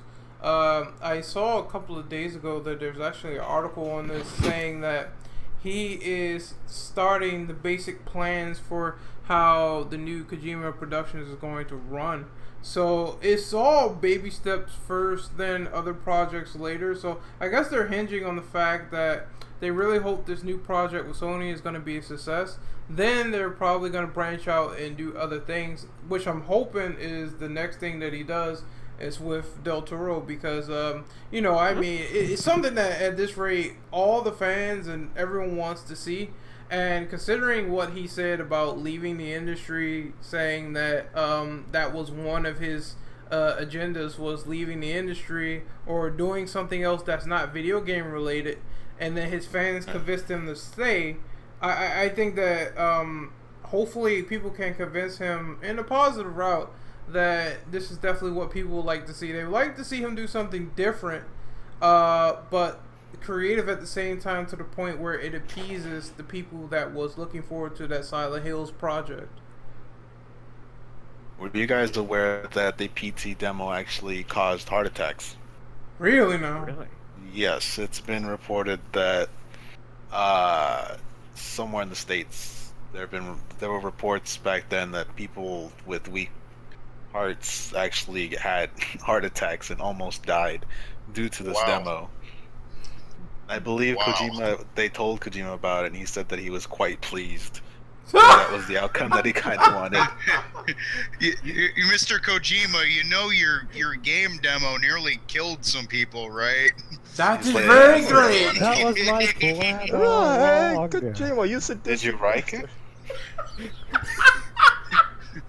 He's like, wow, I've almost created. He's almost perfected Fox Die.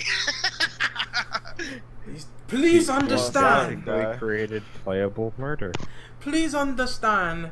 This demo will cause cardiac arrest, and I am fine with that.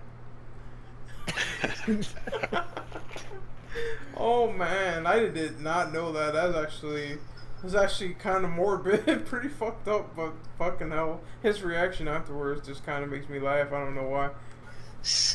Hang on. That's a I funny don't one. mean to interrupt, but I gotta go look at something because I smell something burning. Hang on, I'm gonna go look. I hope my apartment's not on fire. I'll be right back. Hey, Jojo apparently entering Silent Hill. hey, I guess JoJo Bizarre Adventures. I guess going on. Angela's in his house right now. Yeah. She's seeing the world all fire and the flame. Well, I guess we gotta move on. So let me get the document open again. We're on number 8. Oh, we gotta get through this because we got a couple more left. So let's just do it. Number 10 is what were your thoughts? Oh no, not number 10. God damn it. So number 11, favorite antagonist and why. So who wants to go? Silent Hill is my favorite antagonist. Silent Hill. That's actually a valid answer. My favorite antagonist is Eddie. All right, I'm back. False alarm. All Someone's right. just burning something outside. Alright, we were talking about number 11 favorite antagonist. Reapers were talking, and he said his favorite antagonist was Eddie, so we're gonna go from him. So go ahead and explain why Reapers.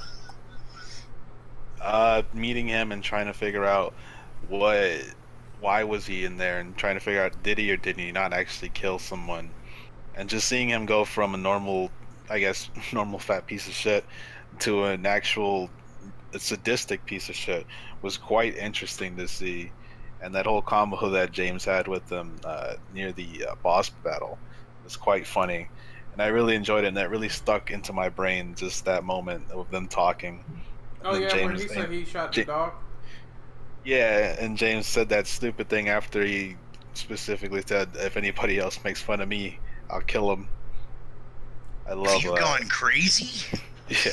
Have you gone nuts? He's my favorite antagonist for that moment, and just seeing him change from the beginning to end was just great. From like a sniveling coward to a bloodthirsty maniac. Right. Yeah, that was pretty. Yeah, that was a pretty drastic turn, but it kind of figures that there was something wrong with him initially. That's what I loved about that game, is that you could kind of see that this dude might be the bad guy, considering when you enter that room that he's in, he's vomiting in the toilet. I think you see like dead bodies or shit the more you encounter him. So James starts to question, oh, where did all these dead people come from? And there's Eddie just doing something casually. So you kind of get a sense that, yeah, this guy is not the most brilliant in the brain. Maybe I want to stay away from him. So I think that's great. Personally, favorite antagonist, I guess I would have to say it would be Walter Sullivan. I do like the fact that he hounds you. I do like the fact that every time you encounter him, he always has like a different weapon or some shit. Like I remember one time he had like a pipe. Then the next time I saw him, he was like blasting away with like 2 dual handguns, like 2 pistol bang bang. So I thought that shit was kind of funny to see, and he has a tragic backstory. You know, he just wants to be with his mother, and he did some very horrible things to get to that point and try to make the 21 sacraments happen. Like I think the most gruesome part was him killing the kids. And they came back as monsters, the dual-headed babies. So it's yeah, that is some fucked up stuff. But then again, you know, when you see a villain and their motivations as to why they're doing something, then they would definitely be defined as a key villain. Because if you can get behind it in a sense and understand why, but at the same time you're like, this is morally wrong what you're doing, and it makes you think. I think that makes a good villain work. Is that, you know, they have all the elements there that builds them up to that final confrontation. Yeah, I was actually gonna say Walter Sullivan myself for just about the same things you said, Ren, because he was pretty much he was born as an accident in room 302. His parents, his real parents didn't want him. Hang on, is my thing cut out again? Are you No, you're guys? fine. No, okay, we can hear you. Okay, okay. the how he was born in the apartment room is a pure accident. His parents didn't even want him. They just left him there after he was born.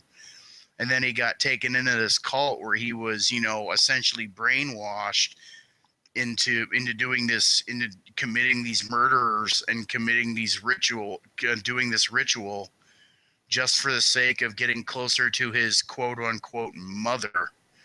He was essentially, he had a very tragic backstory, and he was eventually just used as a means to an end. And even though he's done, bad things like committing all those murders, including the murder of those 2 kids, it's not entirely his fault really, because of the cult doing what they did to him to brainwash him into, I wouldn't say brainwash, like just teaching him to do that just to get what he needed, just to be with his mother, and that's really what he wanted.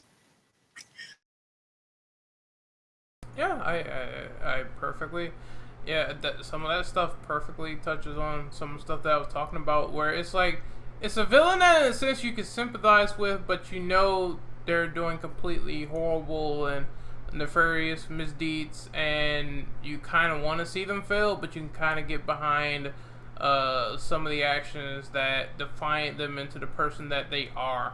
Like, I said this best in the other call, that people aren't just born, and they aren't just born into existence with who they are later on. It goes over time. There's always various elements of what makes that person before they make that decision to solidify being what they are, if that makes sense. So I think that it was great.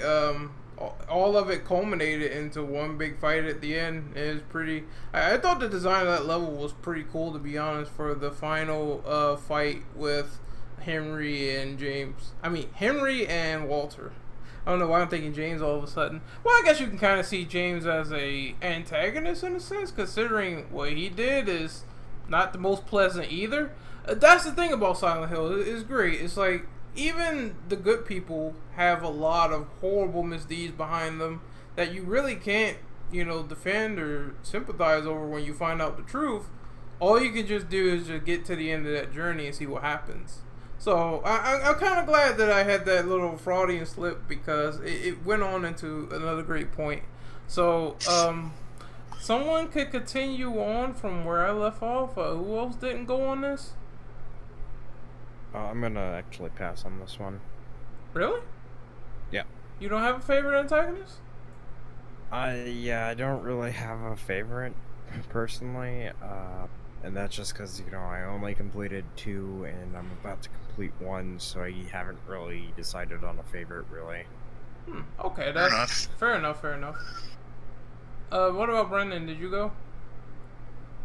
Yeah, I said Silent Hill as an antagonist. Oh, you're sticking with that? I thought you were joking. No, I wasn't joking. I'm even dead serious about that. Considering that the whole city, or what Silent Hill itself screws you, takes your deepest and darkest history and turn it against you. It's up to you to survive that. Yeah, that's a good antagonist. So yeah, Silent Hill as a whole isn't a good antagonist, if you ask me.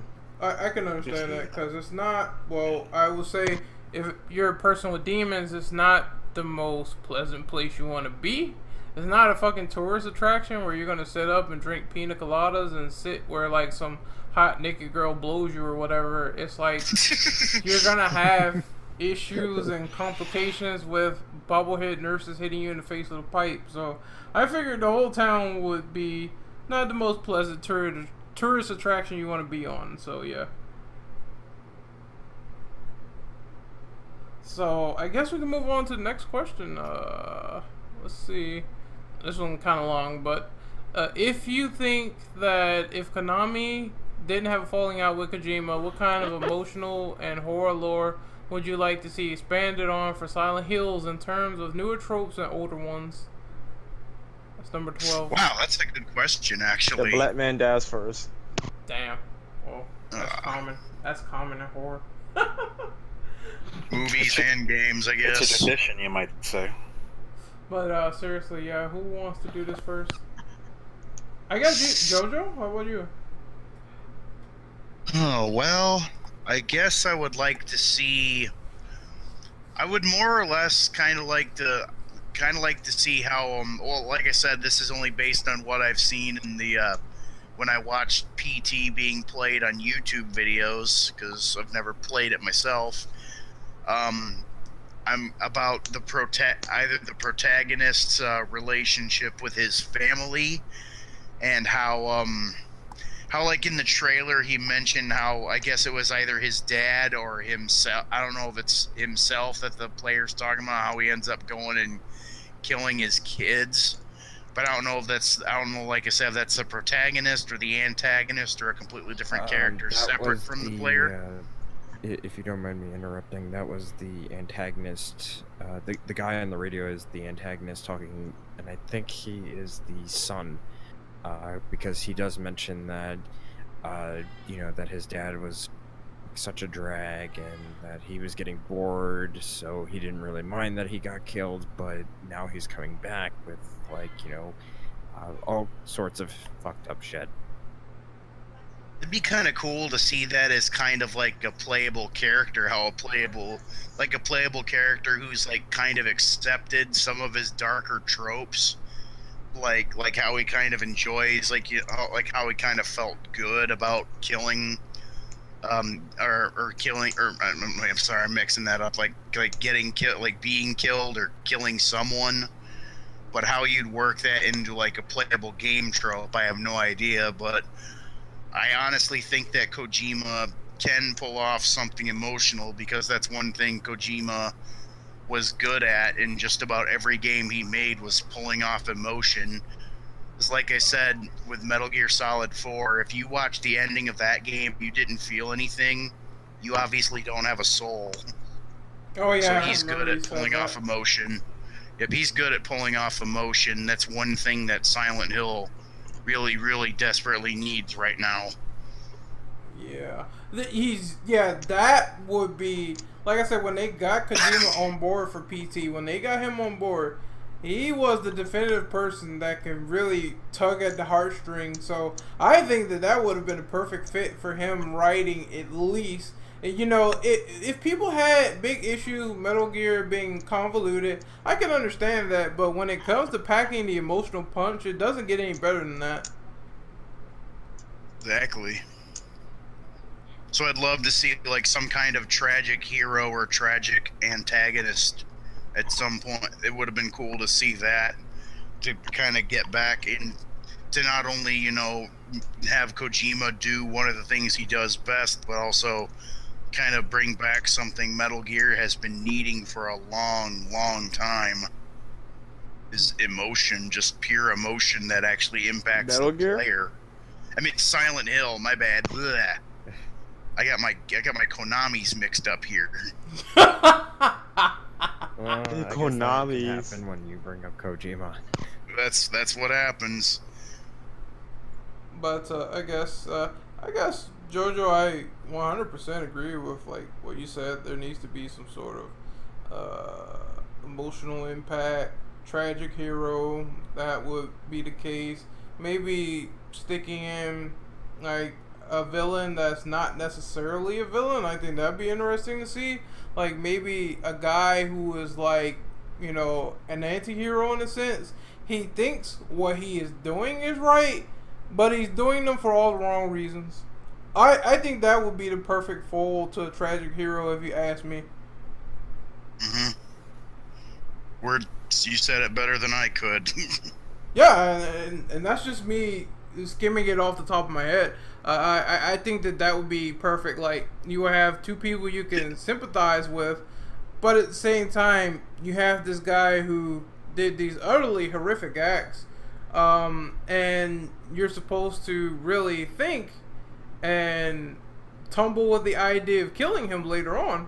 So I think that something like that would be a nice end confrontation for Silent Hills if they ever decide to pick that up again and put in and expand those tropes.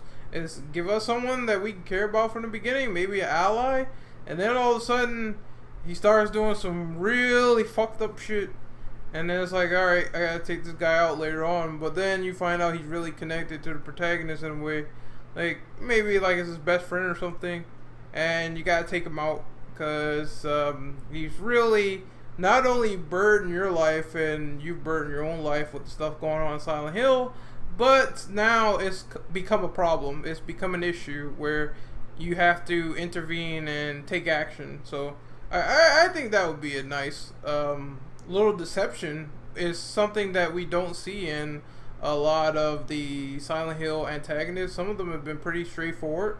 So a nice little deception would be, a nice breath of fresh air, so to speak. It'd also be really cool if I'm sorry, I didn't mean to cut you off, but it'd be cool if like one of those, if that antagonist character who you're kind of struggling with is also like a love interest of one of the characters, like a wife. Gay lovers confirmed. Right. It's it's actually kind of interesting you guys brought that up because, from my understanding, a lot of people were making the assumption that the protagonist in PT was actually the husband that went out and shot and killed the family, and you find out like this character, and if we were to make the connection, you find out this character shot and killed his wife who was supposed to be having a baby, which is why you see that baby in the sink that talks to you in that demo. Oh, that was just creepy. Covered in blood and feces, and yeah, it's just really fucked up, and just a lot of the stuff, like, you go up to the picture and it says gouge your eyes out, and or gouge your eye out, and things like that, and people were making the connection that perhaps this character you're playing as committed this act, and you're more or less reliving it. And I was also maybe under the assumption perhaps this individual not only committed this act, committed several different acts, which he's kind of reliving in that game.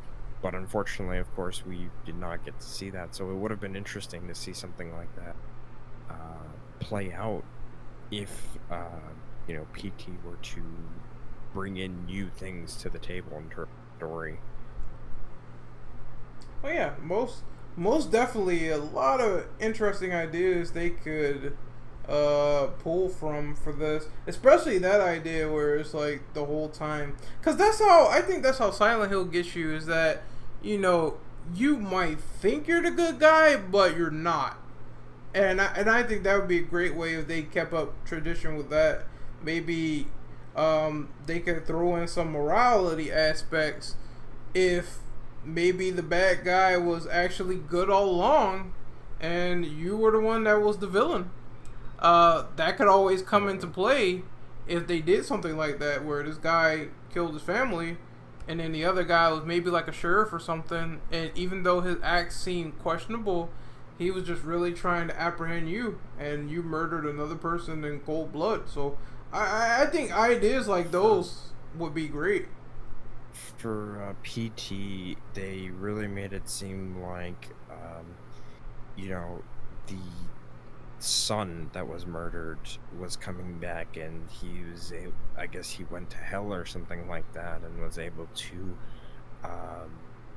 he was basically finding a way to kind of get revenge on his dad. I think Kojima was trying to go for a much better revenge story than what Metal Gear Solid 5 was, in the sense that there is a dead kid that is trying to get revenge on his father who murdered him and his family, and you the player character, if the theory is true, such a lust for revenge in Silent Hill.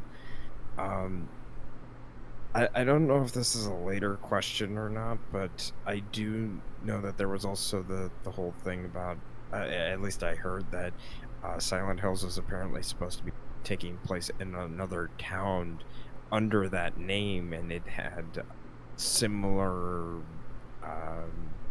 things going on, kind of like in the original Silent Hill. Real quick, like that. piggyback off what you said though, I heard something that there are multiple Silent hills per se, like Silent Hill areas. Yeah, something like that. I think it was supposed to like delve into like either multiple personalities or quote unquote universes, so to speak. Right, that was something they might have gone into because you go through the hallway multiple times, and even though the hallway's shaped differently each time you go through it, something changes about it for better or for worse. Yeah, just subtle changes to like downright creepy changes to where the hallway is longer and it's twisting and turning, and you're seeing everything moving fast, and to some cases where all the lights are out, there's tons of cockroaches all over the place, and maybe one light is on and it's a different color each time you go through the room. Right. So okay, there we go. So for this one, this was question number 12. Are we finished with this one? I don't know if Reapers or Brandon. Yeah, I don't know if Reapers went. I did not. Okay, what's the question again? I kind of got lost in all the translation. It was. Can you read it out? It was.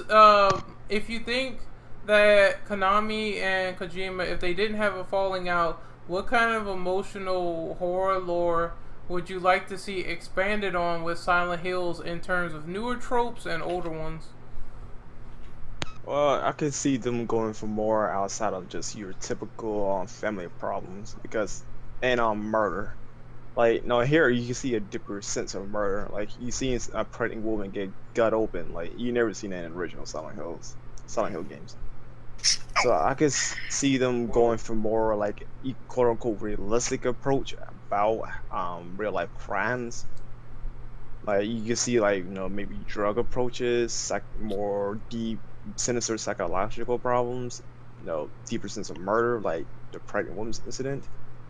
So this essentially could have been a darker game. I don't mean to interrupt, but the woman that in question that gets murdered, she never got gutted open. What actually happens to her is that she gets shot through the stomach. Obviously, her fetus is in, and her eye gets gouged out, which is why they tell you to gouge out the eye in the painting. Right, I remember seeing that in the video. Mm-hmm. Well, besides the point, you get what I'm saying, right? Like, they never touch things of a carving a pregnant woman in the other games. Yeah, that would be definitely another one of those layers that is like going a step beyond horrific and disturbing images in these games, especially now that you can see that anyone can be a victim of Silent Hill, including either pregnant mothers or children or things of that nature. So yeah, it would definitely cement the fact that these terrifying and disturbing images are present in this series, and it will also set a tone that's really, this is a mature story. They're pushing the boundaries with this as far as they can go in terms of psychological horror. So I am all for it. I'm all for something very dark, very mature, if it gets the point across and is told in a brilliant way that makes you think. Like, I love when a director said it best, that those stories that make you think about things are the best ones, because obviously if it's some carbon copy, throwaway piece of shit, then it didn't leave an impact at the end of the day. But if it's something that leaves an impact, if it's something you think about, and if it turns out to be good, I think that would be great storytelling. So I definitely am in agreement with the emotional and horrific aspects giving a big punch, so to speak, if they were still existent. Right. I always thought the BT demo was basically Norman Reedus, I guess, the main protagonist, which was supposed to be the main protagonist. I wanted it to be like he's in Silent Hill and he stumbles inside a house and he enters uh the story. Like each house that he enters is a different story. Each house is a different part of Silent Hill. It's a different part of everybody's hell. So he's looking into it and discovering what happened in this house, and he is slowly losing his mind because he's seeing all this fucked up shit that happens in this town. And I wanted it to be like every house was different, and that when you play Silent Hill, you go into random dudes' houses to solve puzzles and shit. But I wanted it to be like you go in there, and then that's a different part of hell, You see and you're like just there. flashbacks, right? Yeah, you basically live through the people that used to live there's lives, see what happened to them. That's what I kind of wanted it to be. That's actually a pretty cool concept.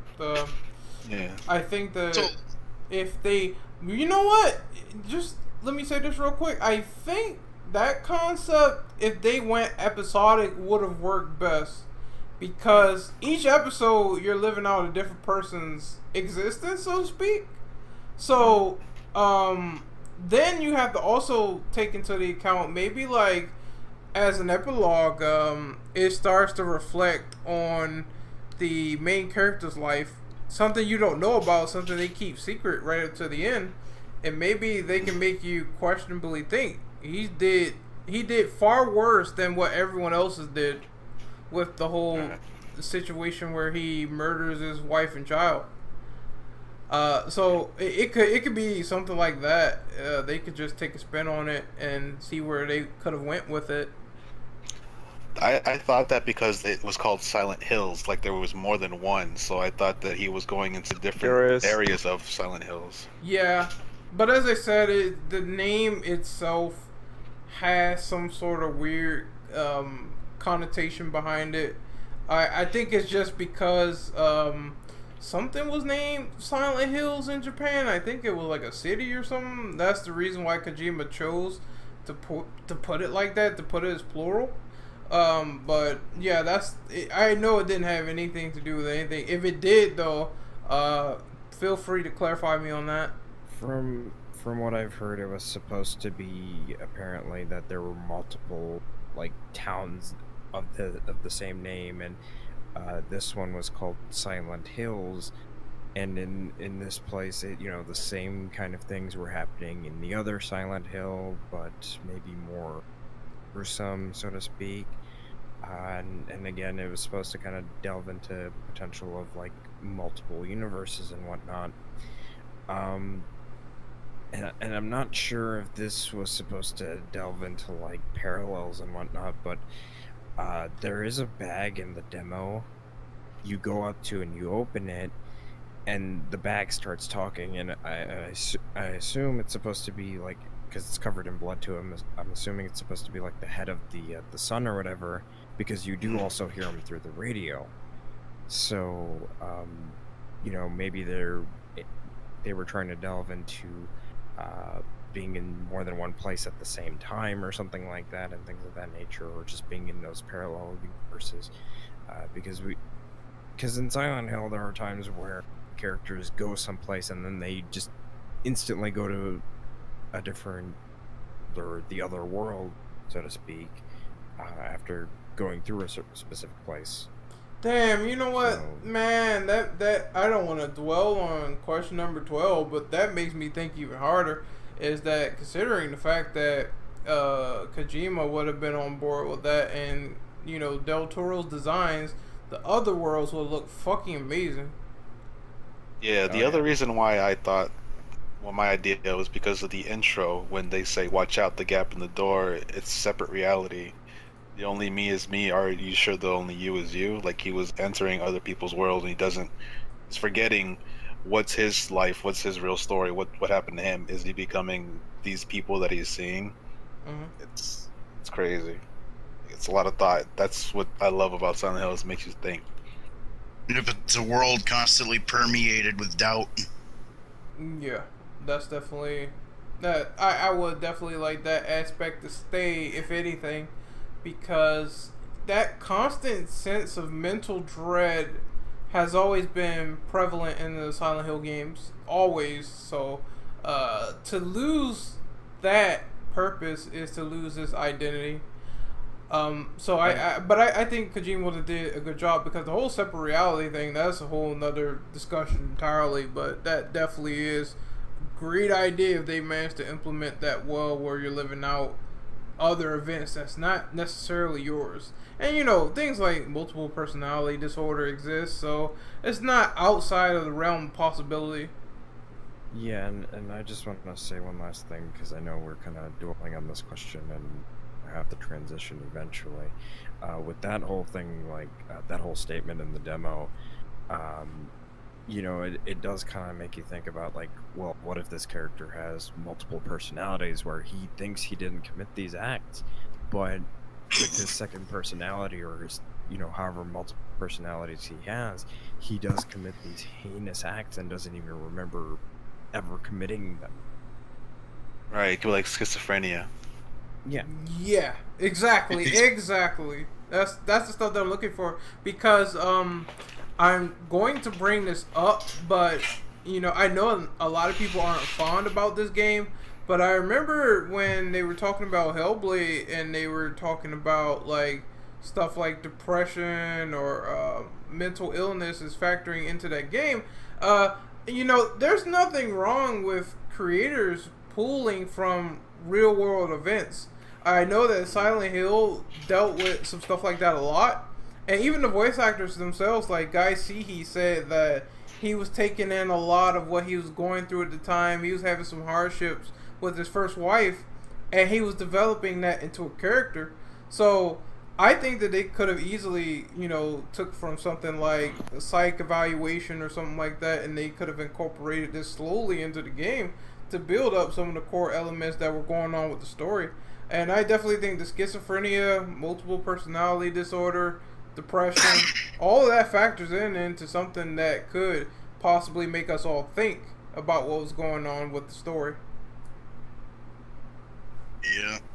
Give you that constant sense of doubt that the games are famous for throwing at the player. And realism, because, as I said, stuff like this does indeed exist, so it would be realistic in a sense, even if it was just a video game and these utterly impossible things were happening. You never know if someone's literally thinking like that, or if someone is in that condition where they can't control how they think and they can't control their emotions, and they do things irrationally or off the deep end. That could factor into character development. So I think that those are all interesting ideas. Question number 12, that was a doozy of a question, I must say. But we do have to move on to question number 13. So this one is pretty simple. Why is Pyramid Head appearing outside of everything else from Silent Hill 2?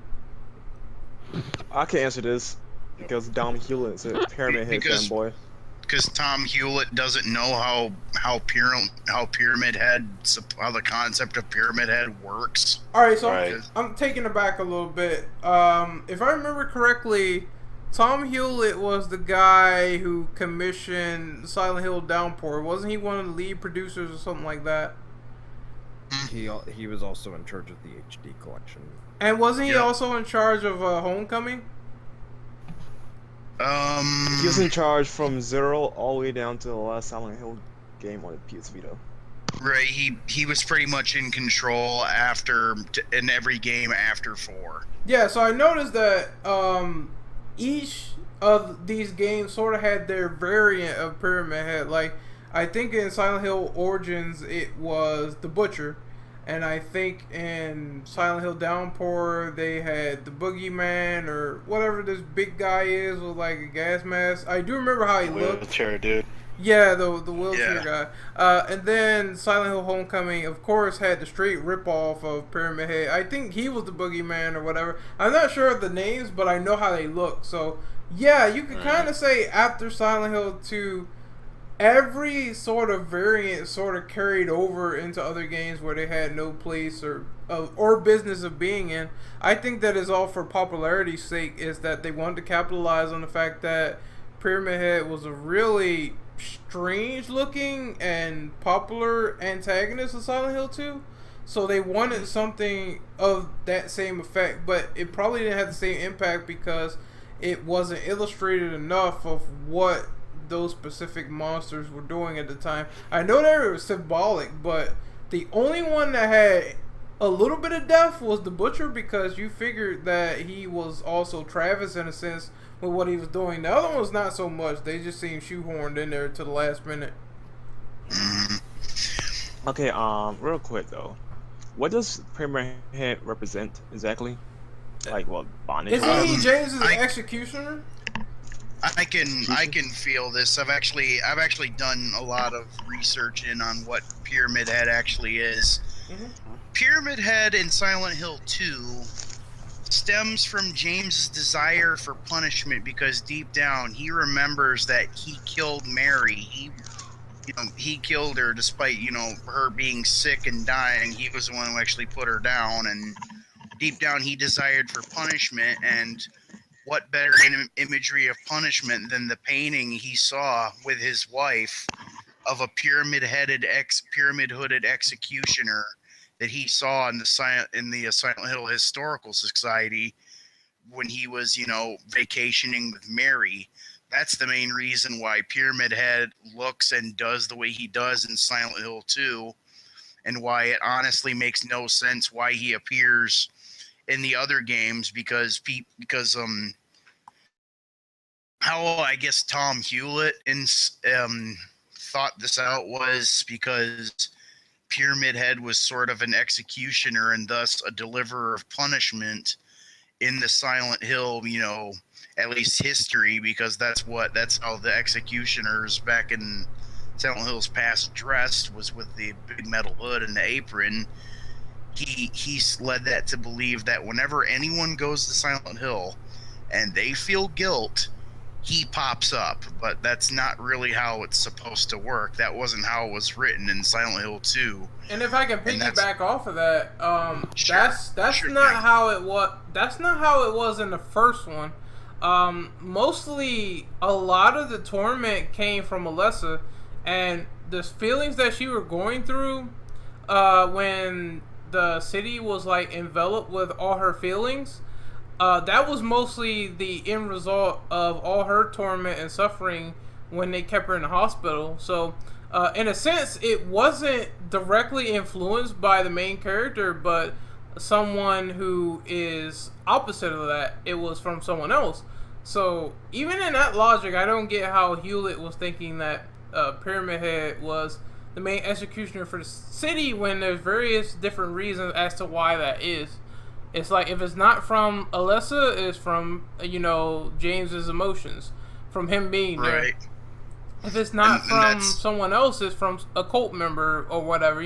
There's different nefarious reasons as to why a lot of stuff in Silent Hill is happening. Right, and that's the reason why Pyramid Head should only appear, to James and really nobody else. And that's why, that's why when Tom Hewlett was making the boogeyman in Downpour, the guy with the gas mask and the black coat, it's pretty much just how it's like another YouTuber said. Tom Hewlett wasn't trying to put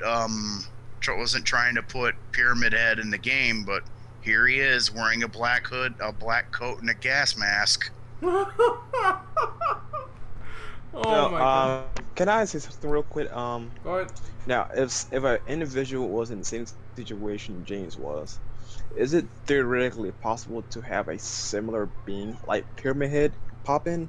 Yeah, well, but I prefer these. No, I was just simply gonna say yes, but I think at this point they should have it to where it's just not a representation of Pyramid Head. It should be completely different. Like, you can imagine if James got the interpretation of Pyramid Head just from seeing a painting, then what's to say someone else can't get that same sort of philosophies? They see something that's their personal executioner, it freaked them out, and that in turn turns into the monster that's represented that as their executioner.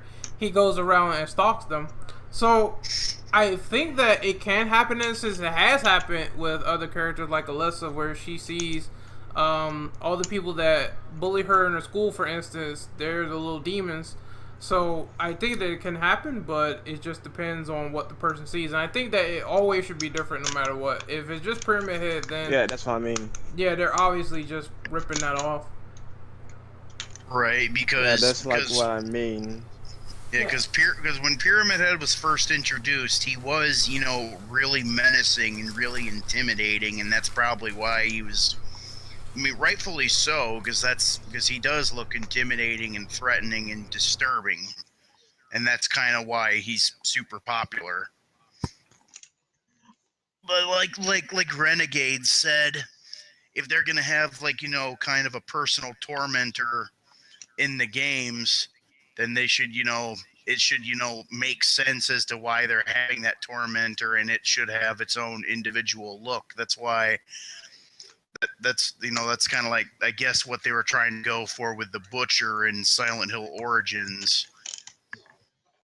And yeah, I would say at least that had a little bit more depth because it's directly involved with Travis's character. A lot of people are under the assumption that he was the Butcher, and he was the one going around killing all these people, but Travis just didn't know. I think one of the endings sort of implied this, where he's strapped to the table and he's constantly, you know, turning into the Butcher while he's strapped down or something like that. So that has a little bit of depth to it. The other one's not so much because now it's just like every dude has an executioner behind him, and there's not really much story to why that is. Right. Yeah, that's also what I try and get at. Considering that they never explain why they have an executioner behind them, though.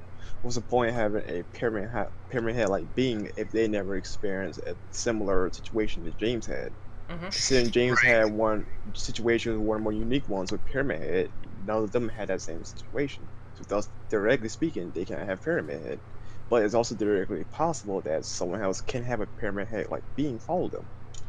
And that's what I'm looking for, like, just unique. It has to be a unique situation. In terms of me, like, seeing that as a quality sort of thing, doing a step up from Pyramid Head, they will have to do something unique that is like sort of the same vein but different in a sense.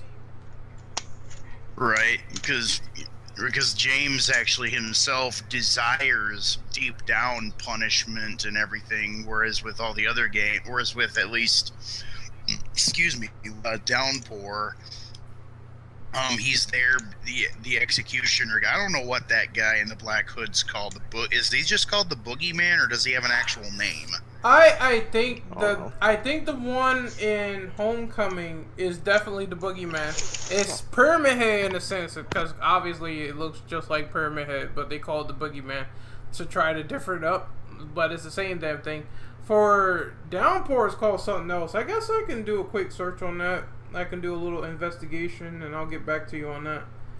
Right, but the thing that makes Pyramid Head himself kind of stick out is where James, you know, he himself, you know, he desires punishment deep down, whereas all the other characters, he's just there to, you know, to show off, hey, you did something wrong. It's basically a guilt monster, whereas, you know, Pyramid Head's more like, you want punishment, here I am, monster, for lack of a better term. Oh, okay, so I see. What the fuck? Well, that's weird. Alright, so I see I'm looking at the wiki real quick, is that the antagonist of Silent Hill Downpour is the Boogeyman. That is the guy in the gas mask. But they're calling the one from Homecoming Pyramid Head? That makes no sense. They should just, you know, that is James's tormentor. Come on. Yeah, that's why the series isn't good anymore. That's why I think Tom Hewlett's stupid. That's one of the reasons I think he's stupid, because, oh, he's popular, let's put him in here. That's like putting Sephiroth in a game that has nothing to do with Final Fantasy VII whatsoever. No, that's like putting Nemesis back into a Resident Evil game. Dude's dead. Right there. That's a better analogy. To be fair, no, as a matter of fact, man, Tom Hewlett is a fucking idiot. So, apparently, the reason why this misconception exists is because not only is the Pyramid Head looking thing called the Boogeyman, but the one in Downpour, which is a completely different entity, is also called the Boogeyman. Yeah, that's confusing. That's confusing as fuck. That's really fucking confusing. Two fuck different that shit up. monsters with the same name. They should just, I don't know, they should just call it what it is. Even if it's not James's monster, just call it what it is and leave it at that. Fucking hell, man, this shit is confusing. Calling both of them the Boogeyman makes even lesser sense. Right. But I still am under the firm belief that Pyramid Head is indeed James's monster, and to see him outside of that, to see him name just that outside of Silent Hill 2 is just strange to me. And the fact that Downpour has two similar names to this is very confusing. But moving on from that, I guess we could move on to question number 14, and that is James's and Mary's relationship. There's no real context to this. It's just James and Mary's relationship. I guess what you thought about it. It's okay. It was his was. secret murder or something. It's more or less. You know, James and Mary were happy together while Mary was happy, but while Mary was sick and dying, she was, you know, kind of a jerk to James, even though all James was really trying to do was show her affection. But while James was showing her affection, he obviously loved her, but at the same time he hated her because he was having to dedicate, you know, his time to try and, you know, being with her and making her feel better, and all she's doing is just snapping at him, telling him to go away, which probably hurt him a lot when he ended up losing it and killing her. That's my take on that. Yeah, same sentiments there. I can't really just piggyback off that. I think that is perfectly sums it up. And also, I really got that indication during the scene where you're in the hallway and they're talking or whatever, and you hear Murray telling him, you know, go away, I don't want to deal with you anymore. And then she starts crying to have him back after he left. So there was depth to the relationship, sure. It just, you had to catch up on it. It wasn't something that was easily illustrated without hints or subtle references. I heard that you can actually skip that entire hallway conversation entirely, which leaves a huge chunk out if you really don't get it, because there are certain scenes that I think are censored also in Silent Hill 2 where he supposedly smothers her with a pillow. In the PS2 versions, there's like, he just does it, but the TV screen just cuts out. And the other versions, there's like, you hear the screams of her being muffled by a pillow. So it's a lot of context to figure out how the pieces are implemented, just like everything else.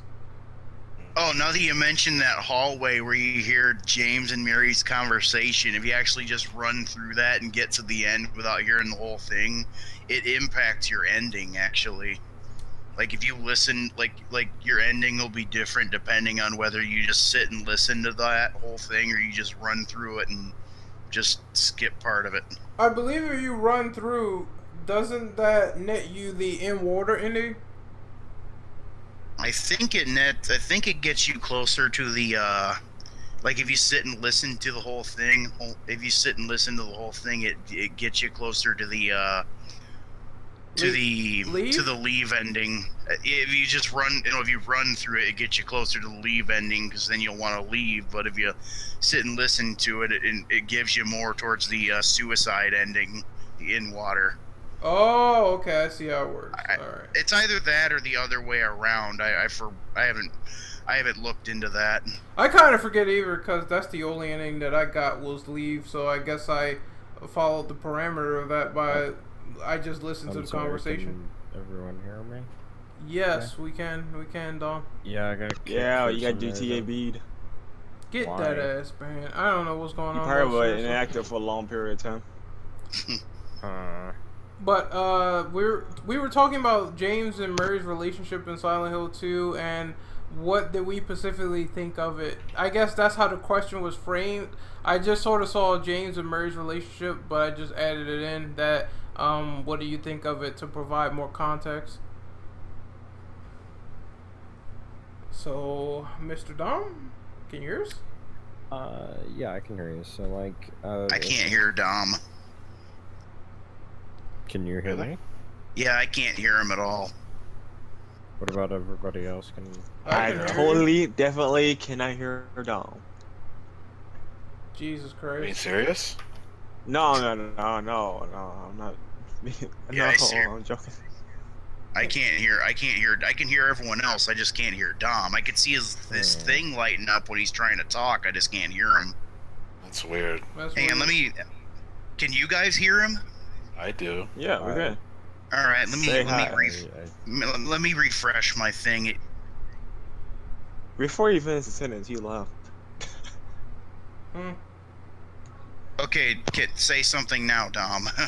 Alrighty, There you go. There you go. Now I can hear you. It keeps cutting random people out just for me. I don't get it. Well, we are like live with this, so I'm gonna have to. If there is technical difficulties, I do apologize, but I do have to edit this out, so it's gonna take longer to do. With that. Okay. So, if anything goes wrong, just let us know. But, Dom, we were still on number 14, so we wanted to get your take on it. Yeah, I pretty much agree with whatever you're saying. You know, there's like a lot of context with like how that relationship between them was kind of like it was there, and it was a very struggling relationship because of the things that were going. Mary being sick, and we're just kind of pushing away James, and James just kind of struggling to make her happy as best as he could, but also being kind of shunned just for trying, in a sense. Mm-hmm. Oh, yeah. So, That makes sense. So yeah, I definitely agree with what has been said earlier. I don't think there's much I can say for myself. Just wanted to add that on. What about you, Brandon? The scope of the relationship, right? Yep. And what do you think of it? I think of it, well, Mary was a B because for what she did to him, and I got lie to that though. But besides that, though, they seem like a happy couple. You know, you could tell James really was committed to that relationship, though. It was awful of how Mary to treat him like that after all what he did for her and the comfort he tried to give her. So yeah, so it's understandable why he snapped the way he did and caused him to kill her, but at the same time though, it wasn't right. He could have easily walked away, but then again, he could have been crazy, you know. So I guess it's like a typical relationship, but to a more darker scale, which led him into Silent Hill. Like, not sure much to be said though, but I guess they were a happy couple at one point. Well, Mary was alive at least. Mm-hmm. What about you, Reapers? Yeah, you guys pretty much covered everything, to be honest. Alright. TBH. TBH. So I guess we're moving on to question number 15. I guess we're gonna blitz through some of these because it's almost 3 hours. So, favorite... Holy crap, it is getting late. Yeah, it is getting late. Oh. But I wanted to ask for question 15 about the Silent Hill 4 protagonist, Walter Sullivan. Again, this is one of those questions that isn't really delved into too well. So, I guess you can say, what do you think about him and his motivations and intentions? I'm gonna pass on this one. Alright, cool. Like I said about him before, he's kind of, very tragic because he was from pretty much birth. He was an accident. His parents didn't even want him, and in the end, he was just a means to an end for the super secret cult of Silent Hill. How he was just a backup plan to resurrect their god. You can't, even though he did some very horrible things that any normal human being should at least be punished for him. You can't really fault him too badly because he was from birth, from his supposed birth at least, he was taught to do these bad things, so you can't feel too bad for them. Yeah, that's the point I was trying to highlight earlier, but I don't think that I elaborate on it that well. Is that he was born but made into what he was due to the cult, due to their influences. He did have a heart, because I do remember there was the instance where Eileen was like a child and she encountered him and like she gave him something, but you know he was wondering. She gave him like a teddy bear or something. Yeah, she gave him that old doll, and it made him kind of feel like, you know, happy that someone showed some sort of, you know, positive feelings, whether it was pity or love or whatever. Yeah, and then later on he tried to go and kill her. So it's like just these things that are interconnected sort of defines what the person is. It doesn't just happen overnight. So I do commend Team Silent for that type of writing, to have these antagonists have, you know, very relatable emotions, even if a lot of things surrounding Silent Hill 4 in particular weren't that great. It's still an enjoyable game from my experience. Decent, you know, and it really got the point across on that. So I think that resonating with Walter Sullivan, you know, it made you think. It made you think, like I said earlier, is that, you know, these are not just villains that are simply like cardboard copies of themselves. They actually have some sort of meaning to what's going on with all the events in the world. Mm-hmm. In a way, Walter is as much of a victim as any of the other victims in the game, if you think about it. Yes, I definitely would agree with that wholeheartedly. He's a victim of his own birthright and past, if you put it that way. That's pretty good. That's pretty good, man. Right. If we haven't covered it all already, Reapers, do you want to go or not? Nah, I'll pass on this one. All right, cool. So we're on question. I'm actually gonna pass 2 because Okay. I don't know. I haven't know much about Silent Hill 4 besides what you guys told me. And from a particular Let's Player that altered the game, I won't name drop, but you know who it is. Oh god. So we know. yeah. But And also, just throwing this out there, my favorite track of Silent Hill 4. That's really all I know about it. all right. So we're on question number 16 now. This was obviously from James, as I can see. How do you guys think Silent Hills would have turned out if Konami didn't become corporate dickheads? I think It would have been good. It would have been. We would have finally had a good Silent Hill game for the first time since 4, really. It would have been fucking amazing. Mm-hmm. Would have put Konami back in the map, but You had to fuck it up. They had to fuck it up. So. Well, at least there's no more people having heart attacks like from PT. Oh yeah, there's that. No more people shitting their pants. Cause I remember Kojima said that actually. That this game's gonna be so scary, you're gonna shit your pants. You're gonna need diapers playing this. I would actually love to see that. He wasn't satisfied with it until he knew that it would make someone shit their pants. Yeah, he actually went on record and said that. I think he said that also on stage after it was revealed that it was a Silent Hill game. So yeah. That's what he was pleased about the heart attack thing. That shit Right. gets me like, yeah, you know, you almost died, but that's okay with me because Yep. I fulfilled my Could have intention. killed someone there, Kojima. You could have died. Did you like it? I I liked it. So, Brandon, do you have anything to say about this? Konami would have been great. No, Silent Hills would make Konami great again, but they screwed it up. So, yeah.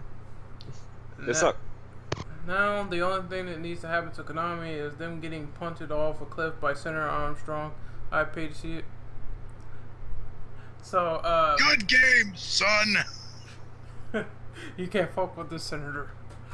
So, I guess we're going to move on to 17. No, oh wait, more like you can't fuck with this gamer. Well, that makes better sense. But we're gonna move on to number 17, and it's if Konami will sell the Silent Hill license, what company would you like to see take on the project? Sony. Sony. Either Sony or maybe what was the company that made Evil Within? Because that game looked really good. Tango Bethesda. Gameworks, Video Bethesda. GameWorks, published by Bethesda. It has to be a Japanese company.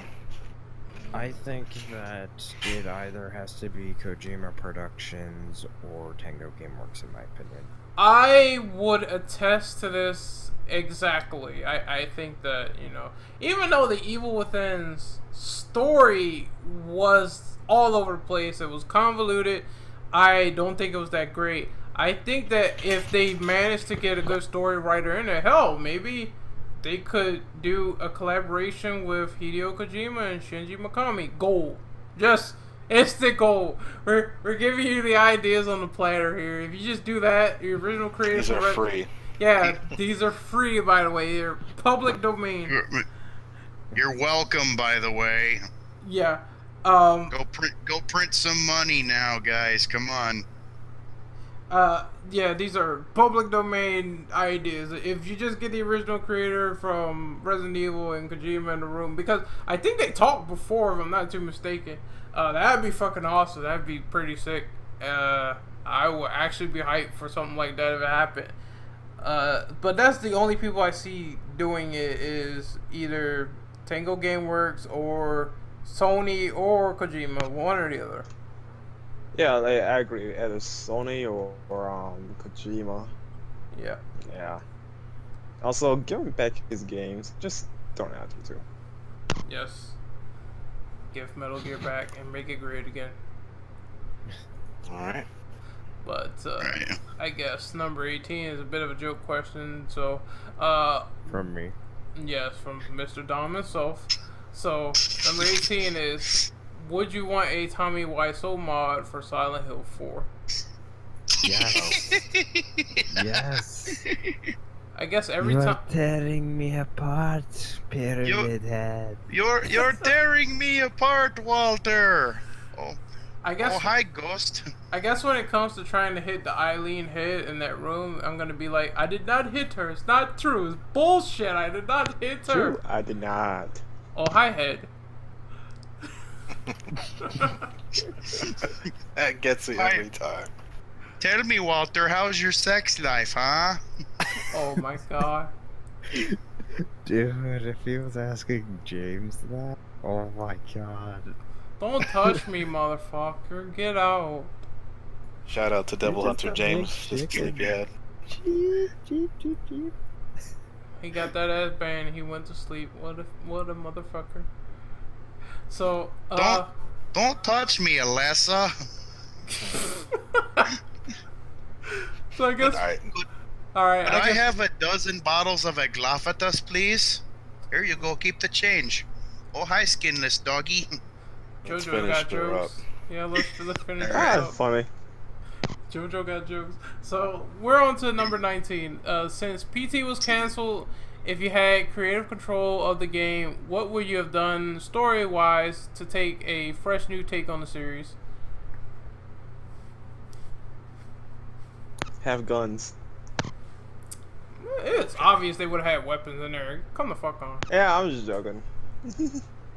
Yeah, man, had transformed into a demon. Yeah. I think kind of going back to how we were talking about like the story and it having like the multiple like personalities Right. and dimensions, I think that would actually really be one thing that I would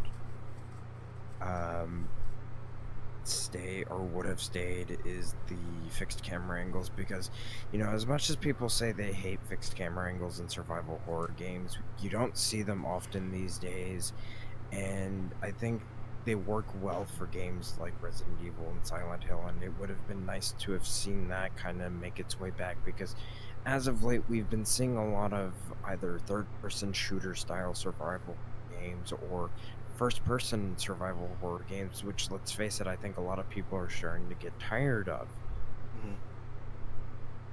Because they're more like cover-based shooters, only you're fighting monsters that may or may not shoot back. Right. I think one thing I probably would have improved or had as a fresh take on the whole Silent Hills thing is, the ability to probably keep it open world in a sense, but have the different dimensions and other worlds always change. I think that would be like a breath of fresh air, like to keep that constant, because even if the fog world is like a hub to get to point A to point B, I think that flipping the script on his head, because we all know that Silent Hill could change in terms of a town to anything. So I think that possibly seeing other people's visions and seeing what they see instead of just the fog world would be fucking interesting, because it changes things. It makes things, instead of obscuring the town or whatever, everything would be on fire, for instance, or something like that. Like a personal hell. So I think that would be pretty good. Right. And I don't mean to interrupt, but I remember because we did talk about the Evil Within a little bit. I remember they were talking about how before the game actually came out, how it was supposed to switch between the quote-unquote other world and the real world, and you weren't supposed to know. And I think that would actually work for something like Silent Hill, and something I was actually really disappointed about with the Evil Within, because they didn't take that opportunity to do so, to switch between those two worlds or whatever within that game. So I think Silent Hill would actually benefit from something like that, where it switches constantly and you're not sure whether you're in the real world or in the quote-unquote other world at times. Yep. Right. Did anyone else go yet? I didn't go. I didn't go yet either, but I let JoJo go.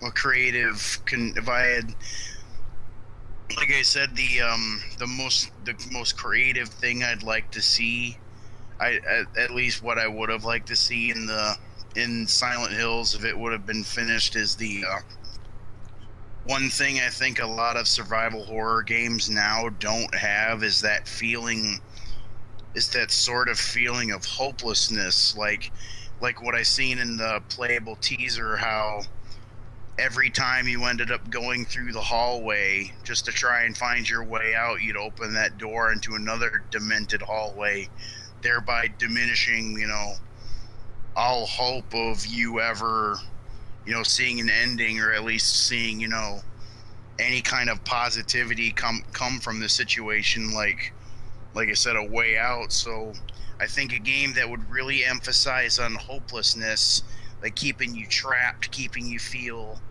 vulnerable, that would be something I'd love to see in PT. Something like, say, I already said, like in the hallway, how it's keeping you trapped in there. I would say, like, maybe keeping, I don't want to say, I guess maybe bringing back the traditional trope of like conserving things like ammunition, healing items, or anything just to keep you alive. That kind of hopelessness, kind of bring that back, because not a lot of survival horror games do that now. They give you a whole bunch of weapons and ammo and Outlast town. Go to town on whatever's trying to kill you. Go to town on them demon babies. Yeah, truth be told, I would grab a big mallet and just start smacking people left and right. But go ahead, Brandon. You said there you we had to go. next. There you go. Yeah. Yes. Actually, just to go back on what you said before on how to showing more darker and more gruesome scenes in Silent Hills, like I said, the whole pregnant women thing, the drugs and whatnot, something in that aspect that aim towards more real life stuff more than usual. Now, as for the gameplay though, now I will be selective on the fixed camera angles. Let's be honest here, not a lot of people like fixed camera angles today. I don't like to force it on people if they don't like it. So, but fair and so, I will even it up like say in certain corridors or like even the subway, I will add fixed camera angles there.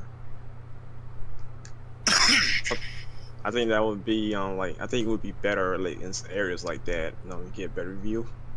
I think Silent Hill 3 did it. Right. If there was like something that was going to be focused on, like an item in the room or something, or a specific door, fixed camera angles. All right, so Reapers, what about you? Like I said earlier, the other question, just have it be so the story is basically you stumbled across the town, and you're going in and out of every other person's hell, basically. Just finding out what's been going on in the town and basically losing your mind over it. Just story like that would have been awesome. That's what I would have changed. Is there anything else? I would have left it as is, and also the fixed camera angles were pretty cool too, even though Brandon here doesn't like it because he's garbage. At least it's not like Kiss my James, where ass. I know I'm shooting some shots towards James, but James will not play anything with a fixed camera angle. Oh, he saw Yeah, it. his thing with me, I mean, I like it though, but it doesn't mean I can tolerate it. I love the Resident Evil games, and you know, see me complain about tricking them. I could use them, but I prefer the other option rather than that option. Like, Get what I'm saying? yeah, and you know, I don't want to turn this into a fixed camera angle versus third-person over-the-shoulder camera angle argument, but you know, I'm split on the two. But I would say if I had to pick for a survival horror game now, as opposed to like, you know, back in the day, I think now is a good time to start bringing that back, because we've seen, you know, first person and third person done so often that it doesn't feel original anymore. It doesn't feel original as far as shooters go, but as far as horror games though, I think it is, you know, pretty fresh if you ask me. But that's just my opinion on it. And when they turn them into third-person shooters, I disagree. We're not talking about some Resident Evil, games Dom. Although I will say that some games, if done right, can do them properly. Yeah, That's what I mean. Dead Space is a testament. I would say it does it pretty well. So, I am going to have my co-host, Mr. Bio Devil Dom, take over with question number 20, because I have to go drain the good old seal of Metatron, so I will be right back. What? What? I have to Yes, take... use the restroom. Yeah, so I have to take... Okay. He's gonna perform one of the 27 sacraments in the bathroom too. Fuck, Yeah. for fuck's sake. I'll take my holy candle Just with me. get out of here, Renegade. He's gonna Alright, take his sweet so- candle. That could be Go taken and drain your several. lizard already. Alright, I'll be back, Go fuckers. summon your god already, damn it. I'll be back, you fucking heretic.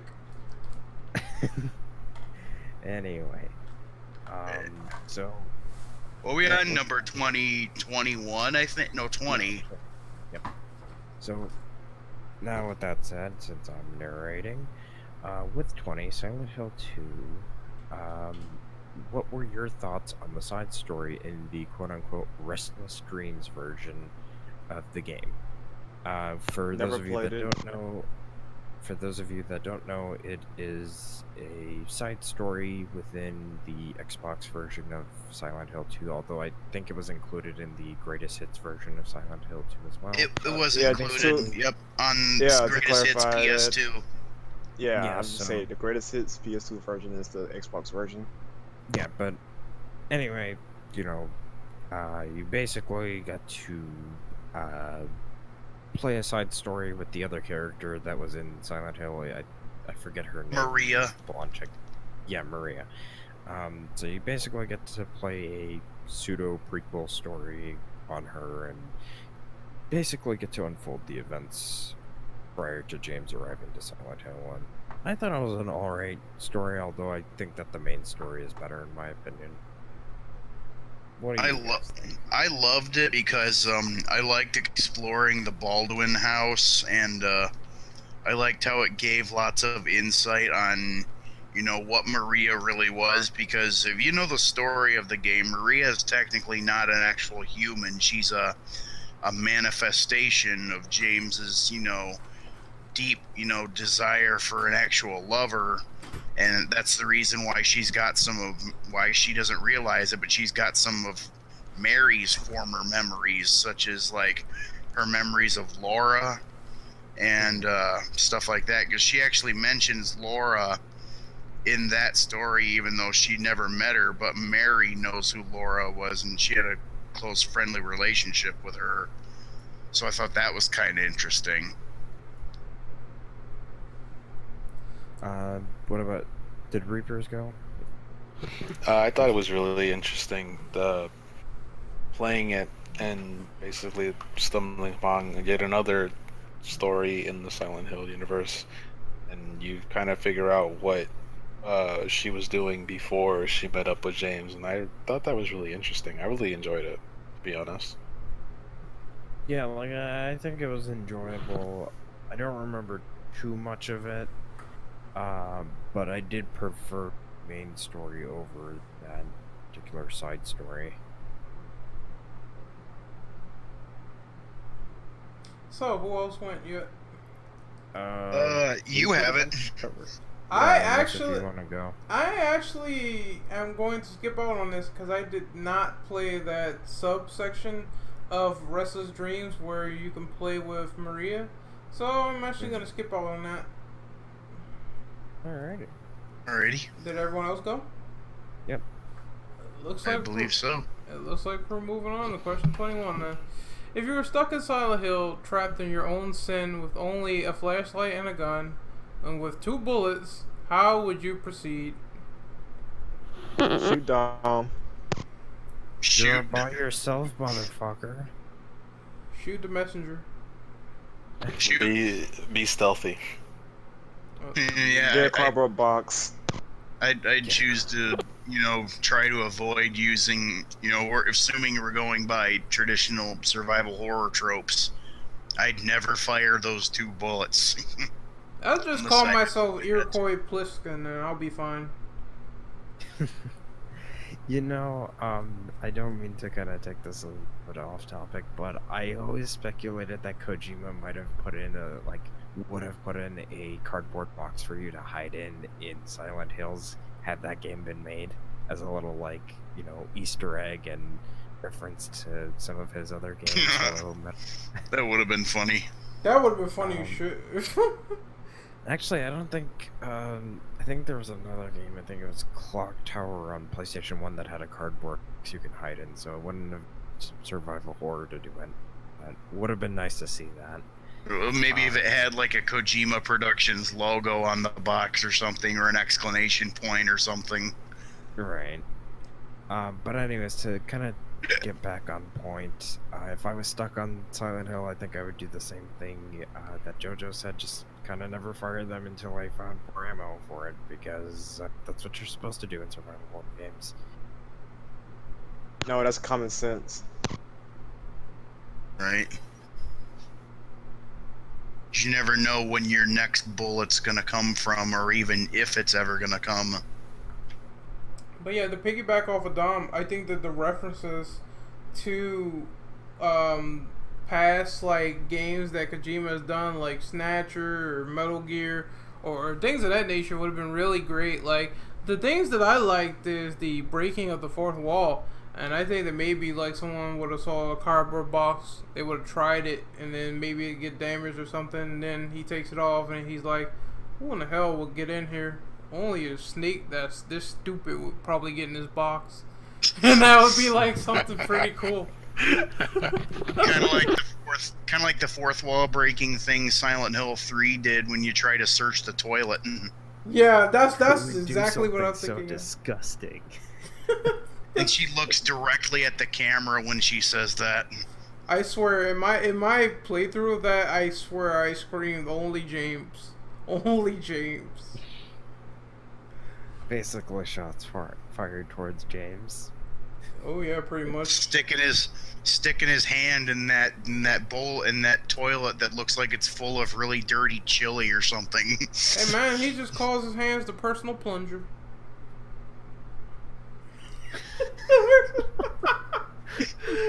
Are you trying to say he likes to James's fish people anally?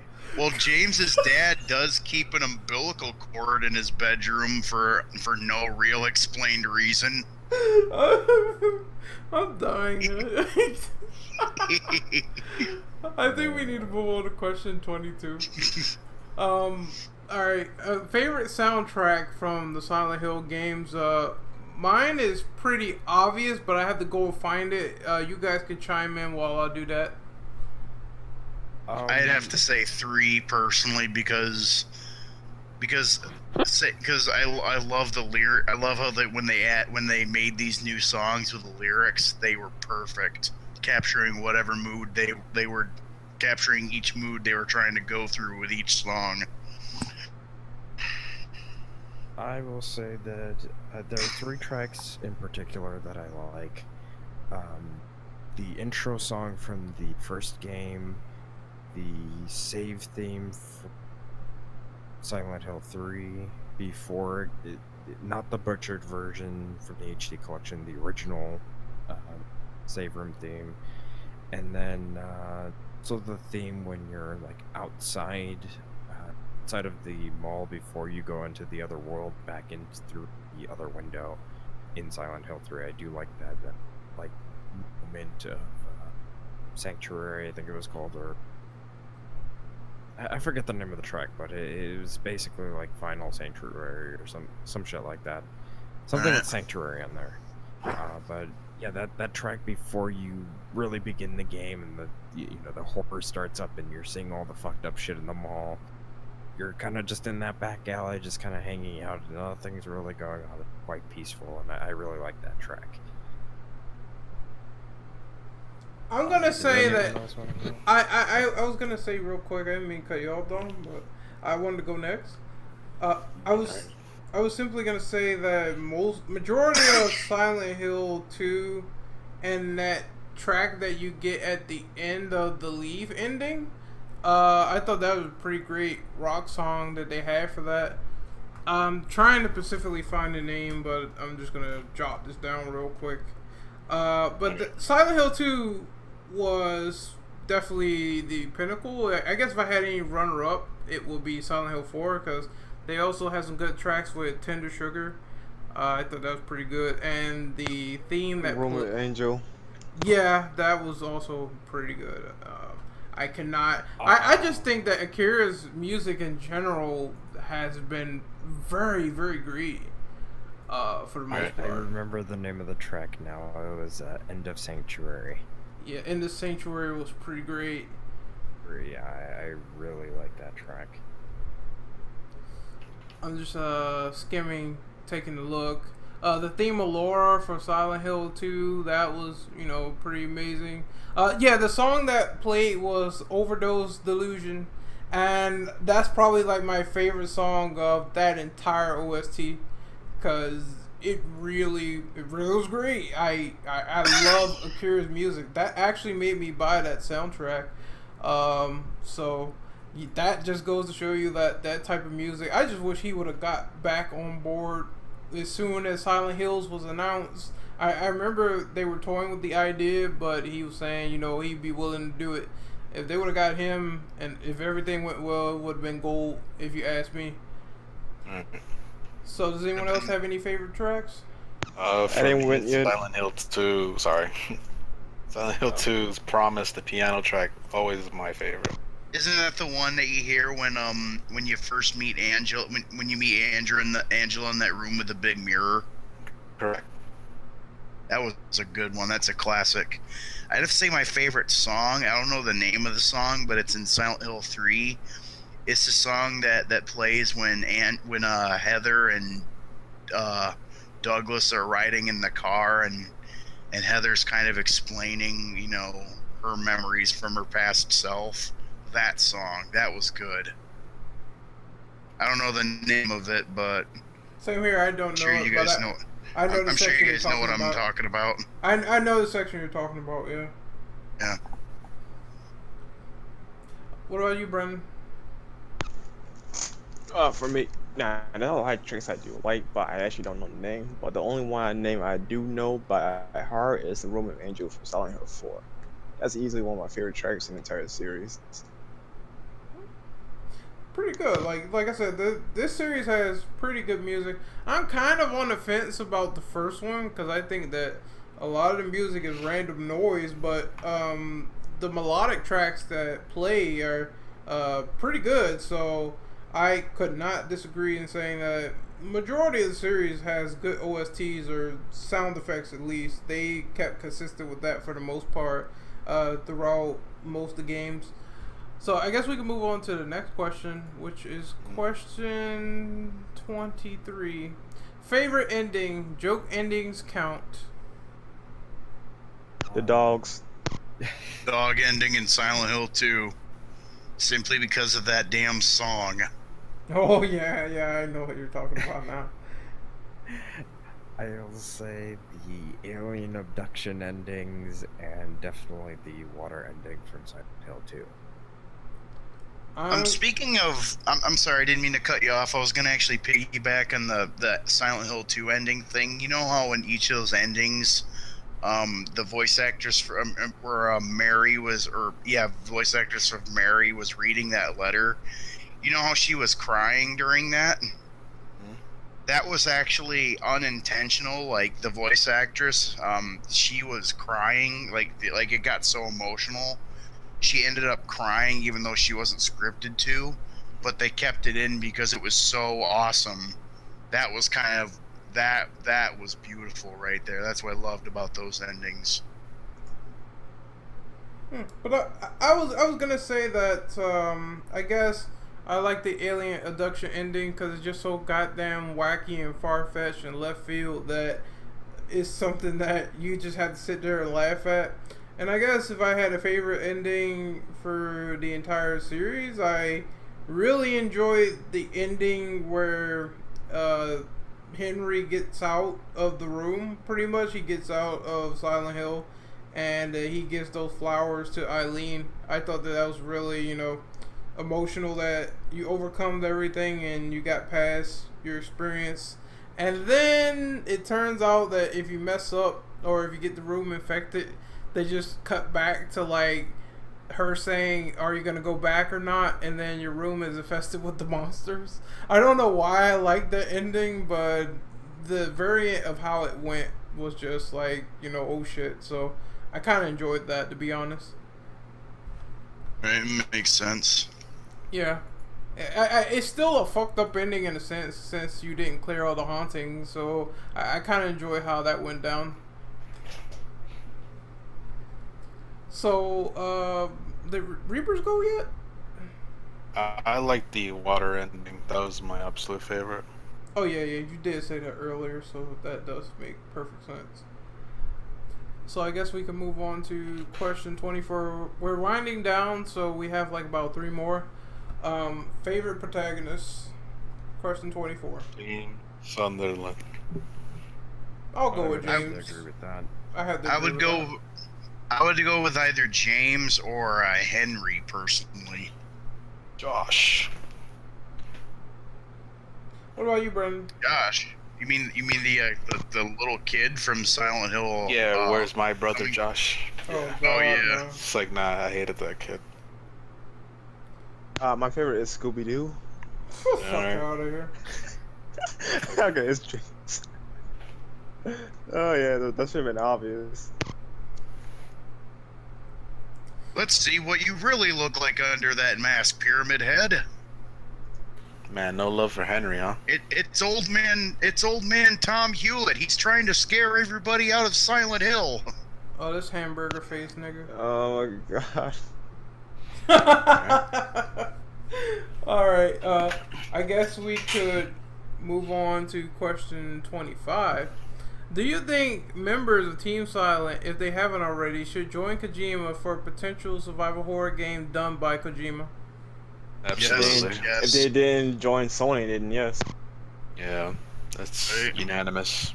That's unanimous. That's across the board. I would freaking love that, to be honest. Considering the fact that he did have a lot of old Team Silent members that worked at Konami on his team already at Silent Hills. Considering that he has, you know, I assume a good relationship with them, then it's obviously not outside the realm of possibility to get them back on board for one more shot, you know? I will say that, you know, I think it's very likely, considering that, you know, we've been seeing Kojima going around different studios, recruiting people, or just looking for people who might be interested in potentially joining Kojima Productions. And, you know, we've seen him, you know, get in contact with people that used to work at Konami, that worked at, like, you know, separate Sony studios, that decided, hey, I'm gonna go over to Kojima Productions because it's now a part of, you know, it's doing its own thing, but it's also connected with Sony. So this would be my shot to kind of reconnect with some of my old colleagues and potentially make a good product again with the people that I used to work with. And I think that's the mindset that a lot of these people may or may not have, you know, if they were former members of Team Silent. So I think if they aren't already working with him, they're probably more than willing enough to back and work with him. Although, if I'm not mistaken, some of those members are working with Igarashi on Bloodstained, so... Yeah, some of them went to Sony, some of them went to work on the Siren series, from what I can remember. So, yeah, there is definitely a lot of Team Silent members that got spread around when it came to time.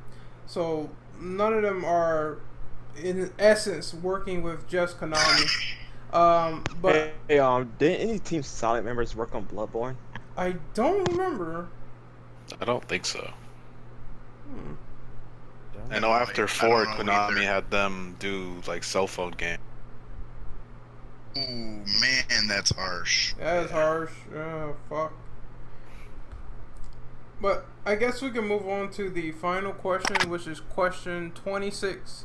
In regards to symbolism of the Silent Hill series, what was the best aspect of an enemy or an item that you found to be enriching towards the story, and explain how it was a good idea at the time? In terms of item, I already explained it was the 2 eggs. In terms of enemy, I guess you could say, in terms of the story, a good enemy, I have to think on that.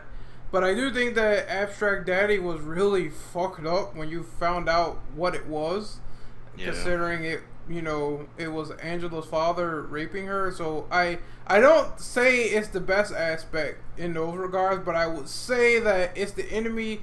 When you find out its symbolism, it's The like shock value? the shock value is high in terms of what you find out what it is. So that's just my opinion on that. So anyone else want to chime in? I would say the best item for symbolism, I'd have to say the letter in your inventory in Silent Hill 2, simply because the more, as James realizes his that Mary was killed, the more he learns that Mary did not die from the disease, the more the pieces of that letter disappeared. Whether like it started off as a letter with, you know, Mary's handwriting, then it went from the paper being blank, then there being no paper, just an empty envelope, and then just no envelope, nothing at all. Oh yeah, that is pretty great. Or as he descends deep into madness. Right. Yeah, I would say that's second best.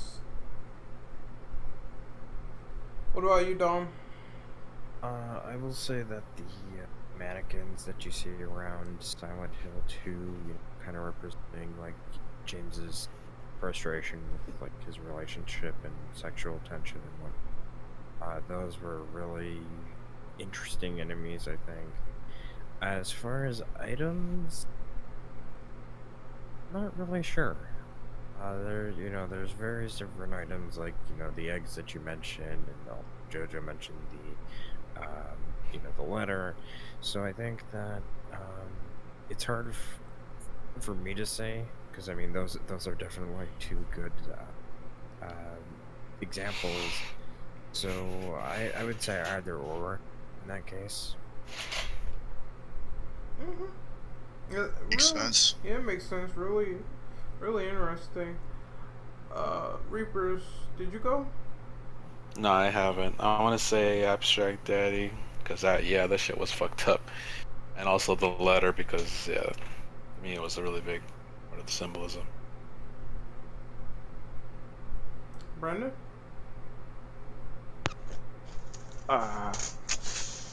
Okay, I'd probably go with maybe Pyramid Head because of what he represents and what he is, and the fact that he should only exist in Silent Hill 2.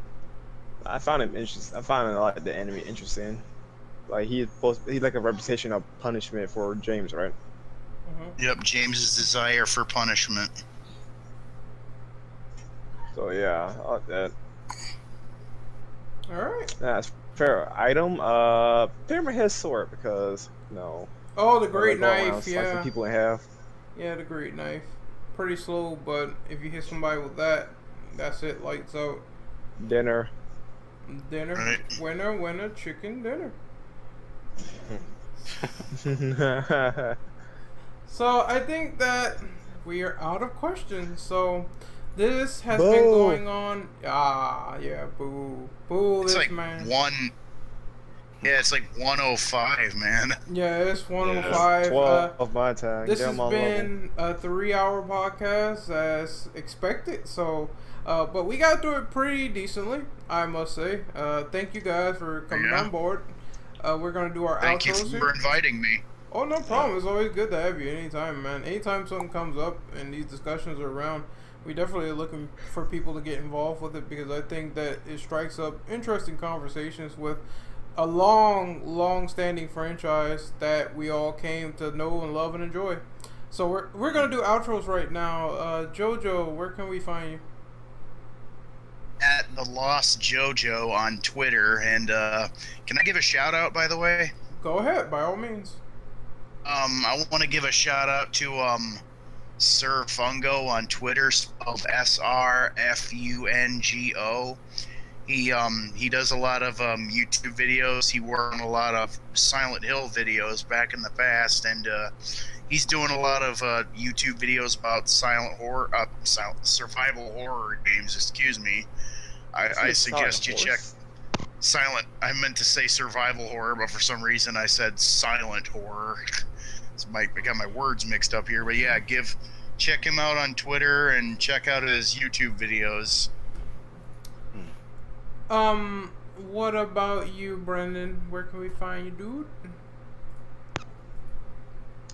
Well, Renegade Senpai, you could find me on Twitter at ArcadeMagic514, and you also catch me on Bio Devil's podcast with my friend and host Dominoes.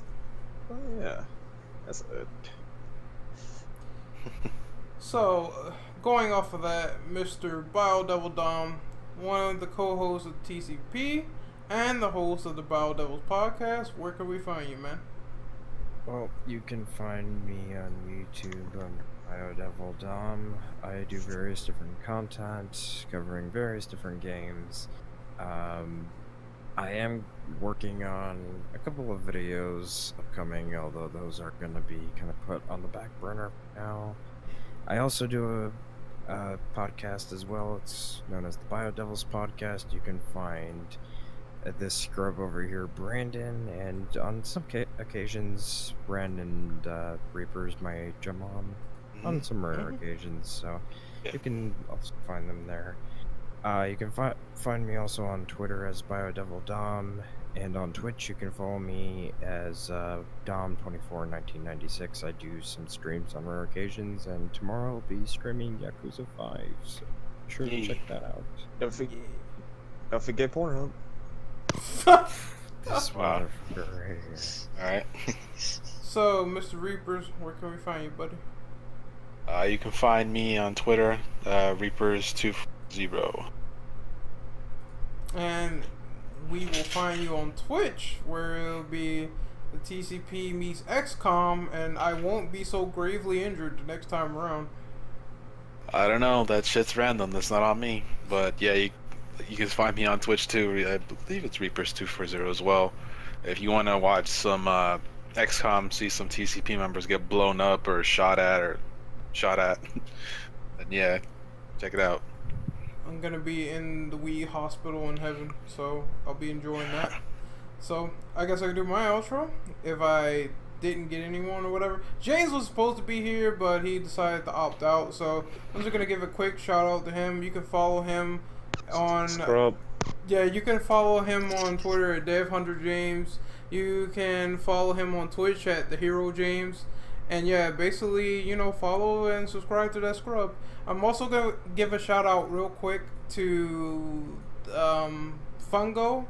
I know of Fungo, and I think that, you know, it's good that he branched out, did his own thing, and, you know, I love his Silent Hill videos just as much. So shout out to you, Fungo. And I'm also gonna shout out Text the Gamer. This is another guy that does a lot of horror-oriented videos, and they've been pretty good for the most part. I would suggest checking him out if you're into Silent Hill, if you're into Resident Evil.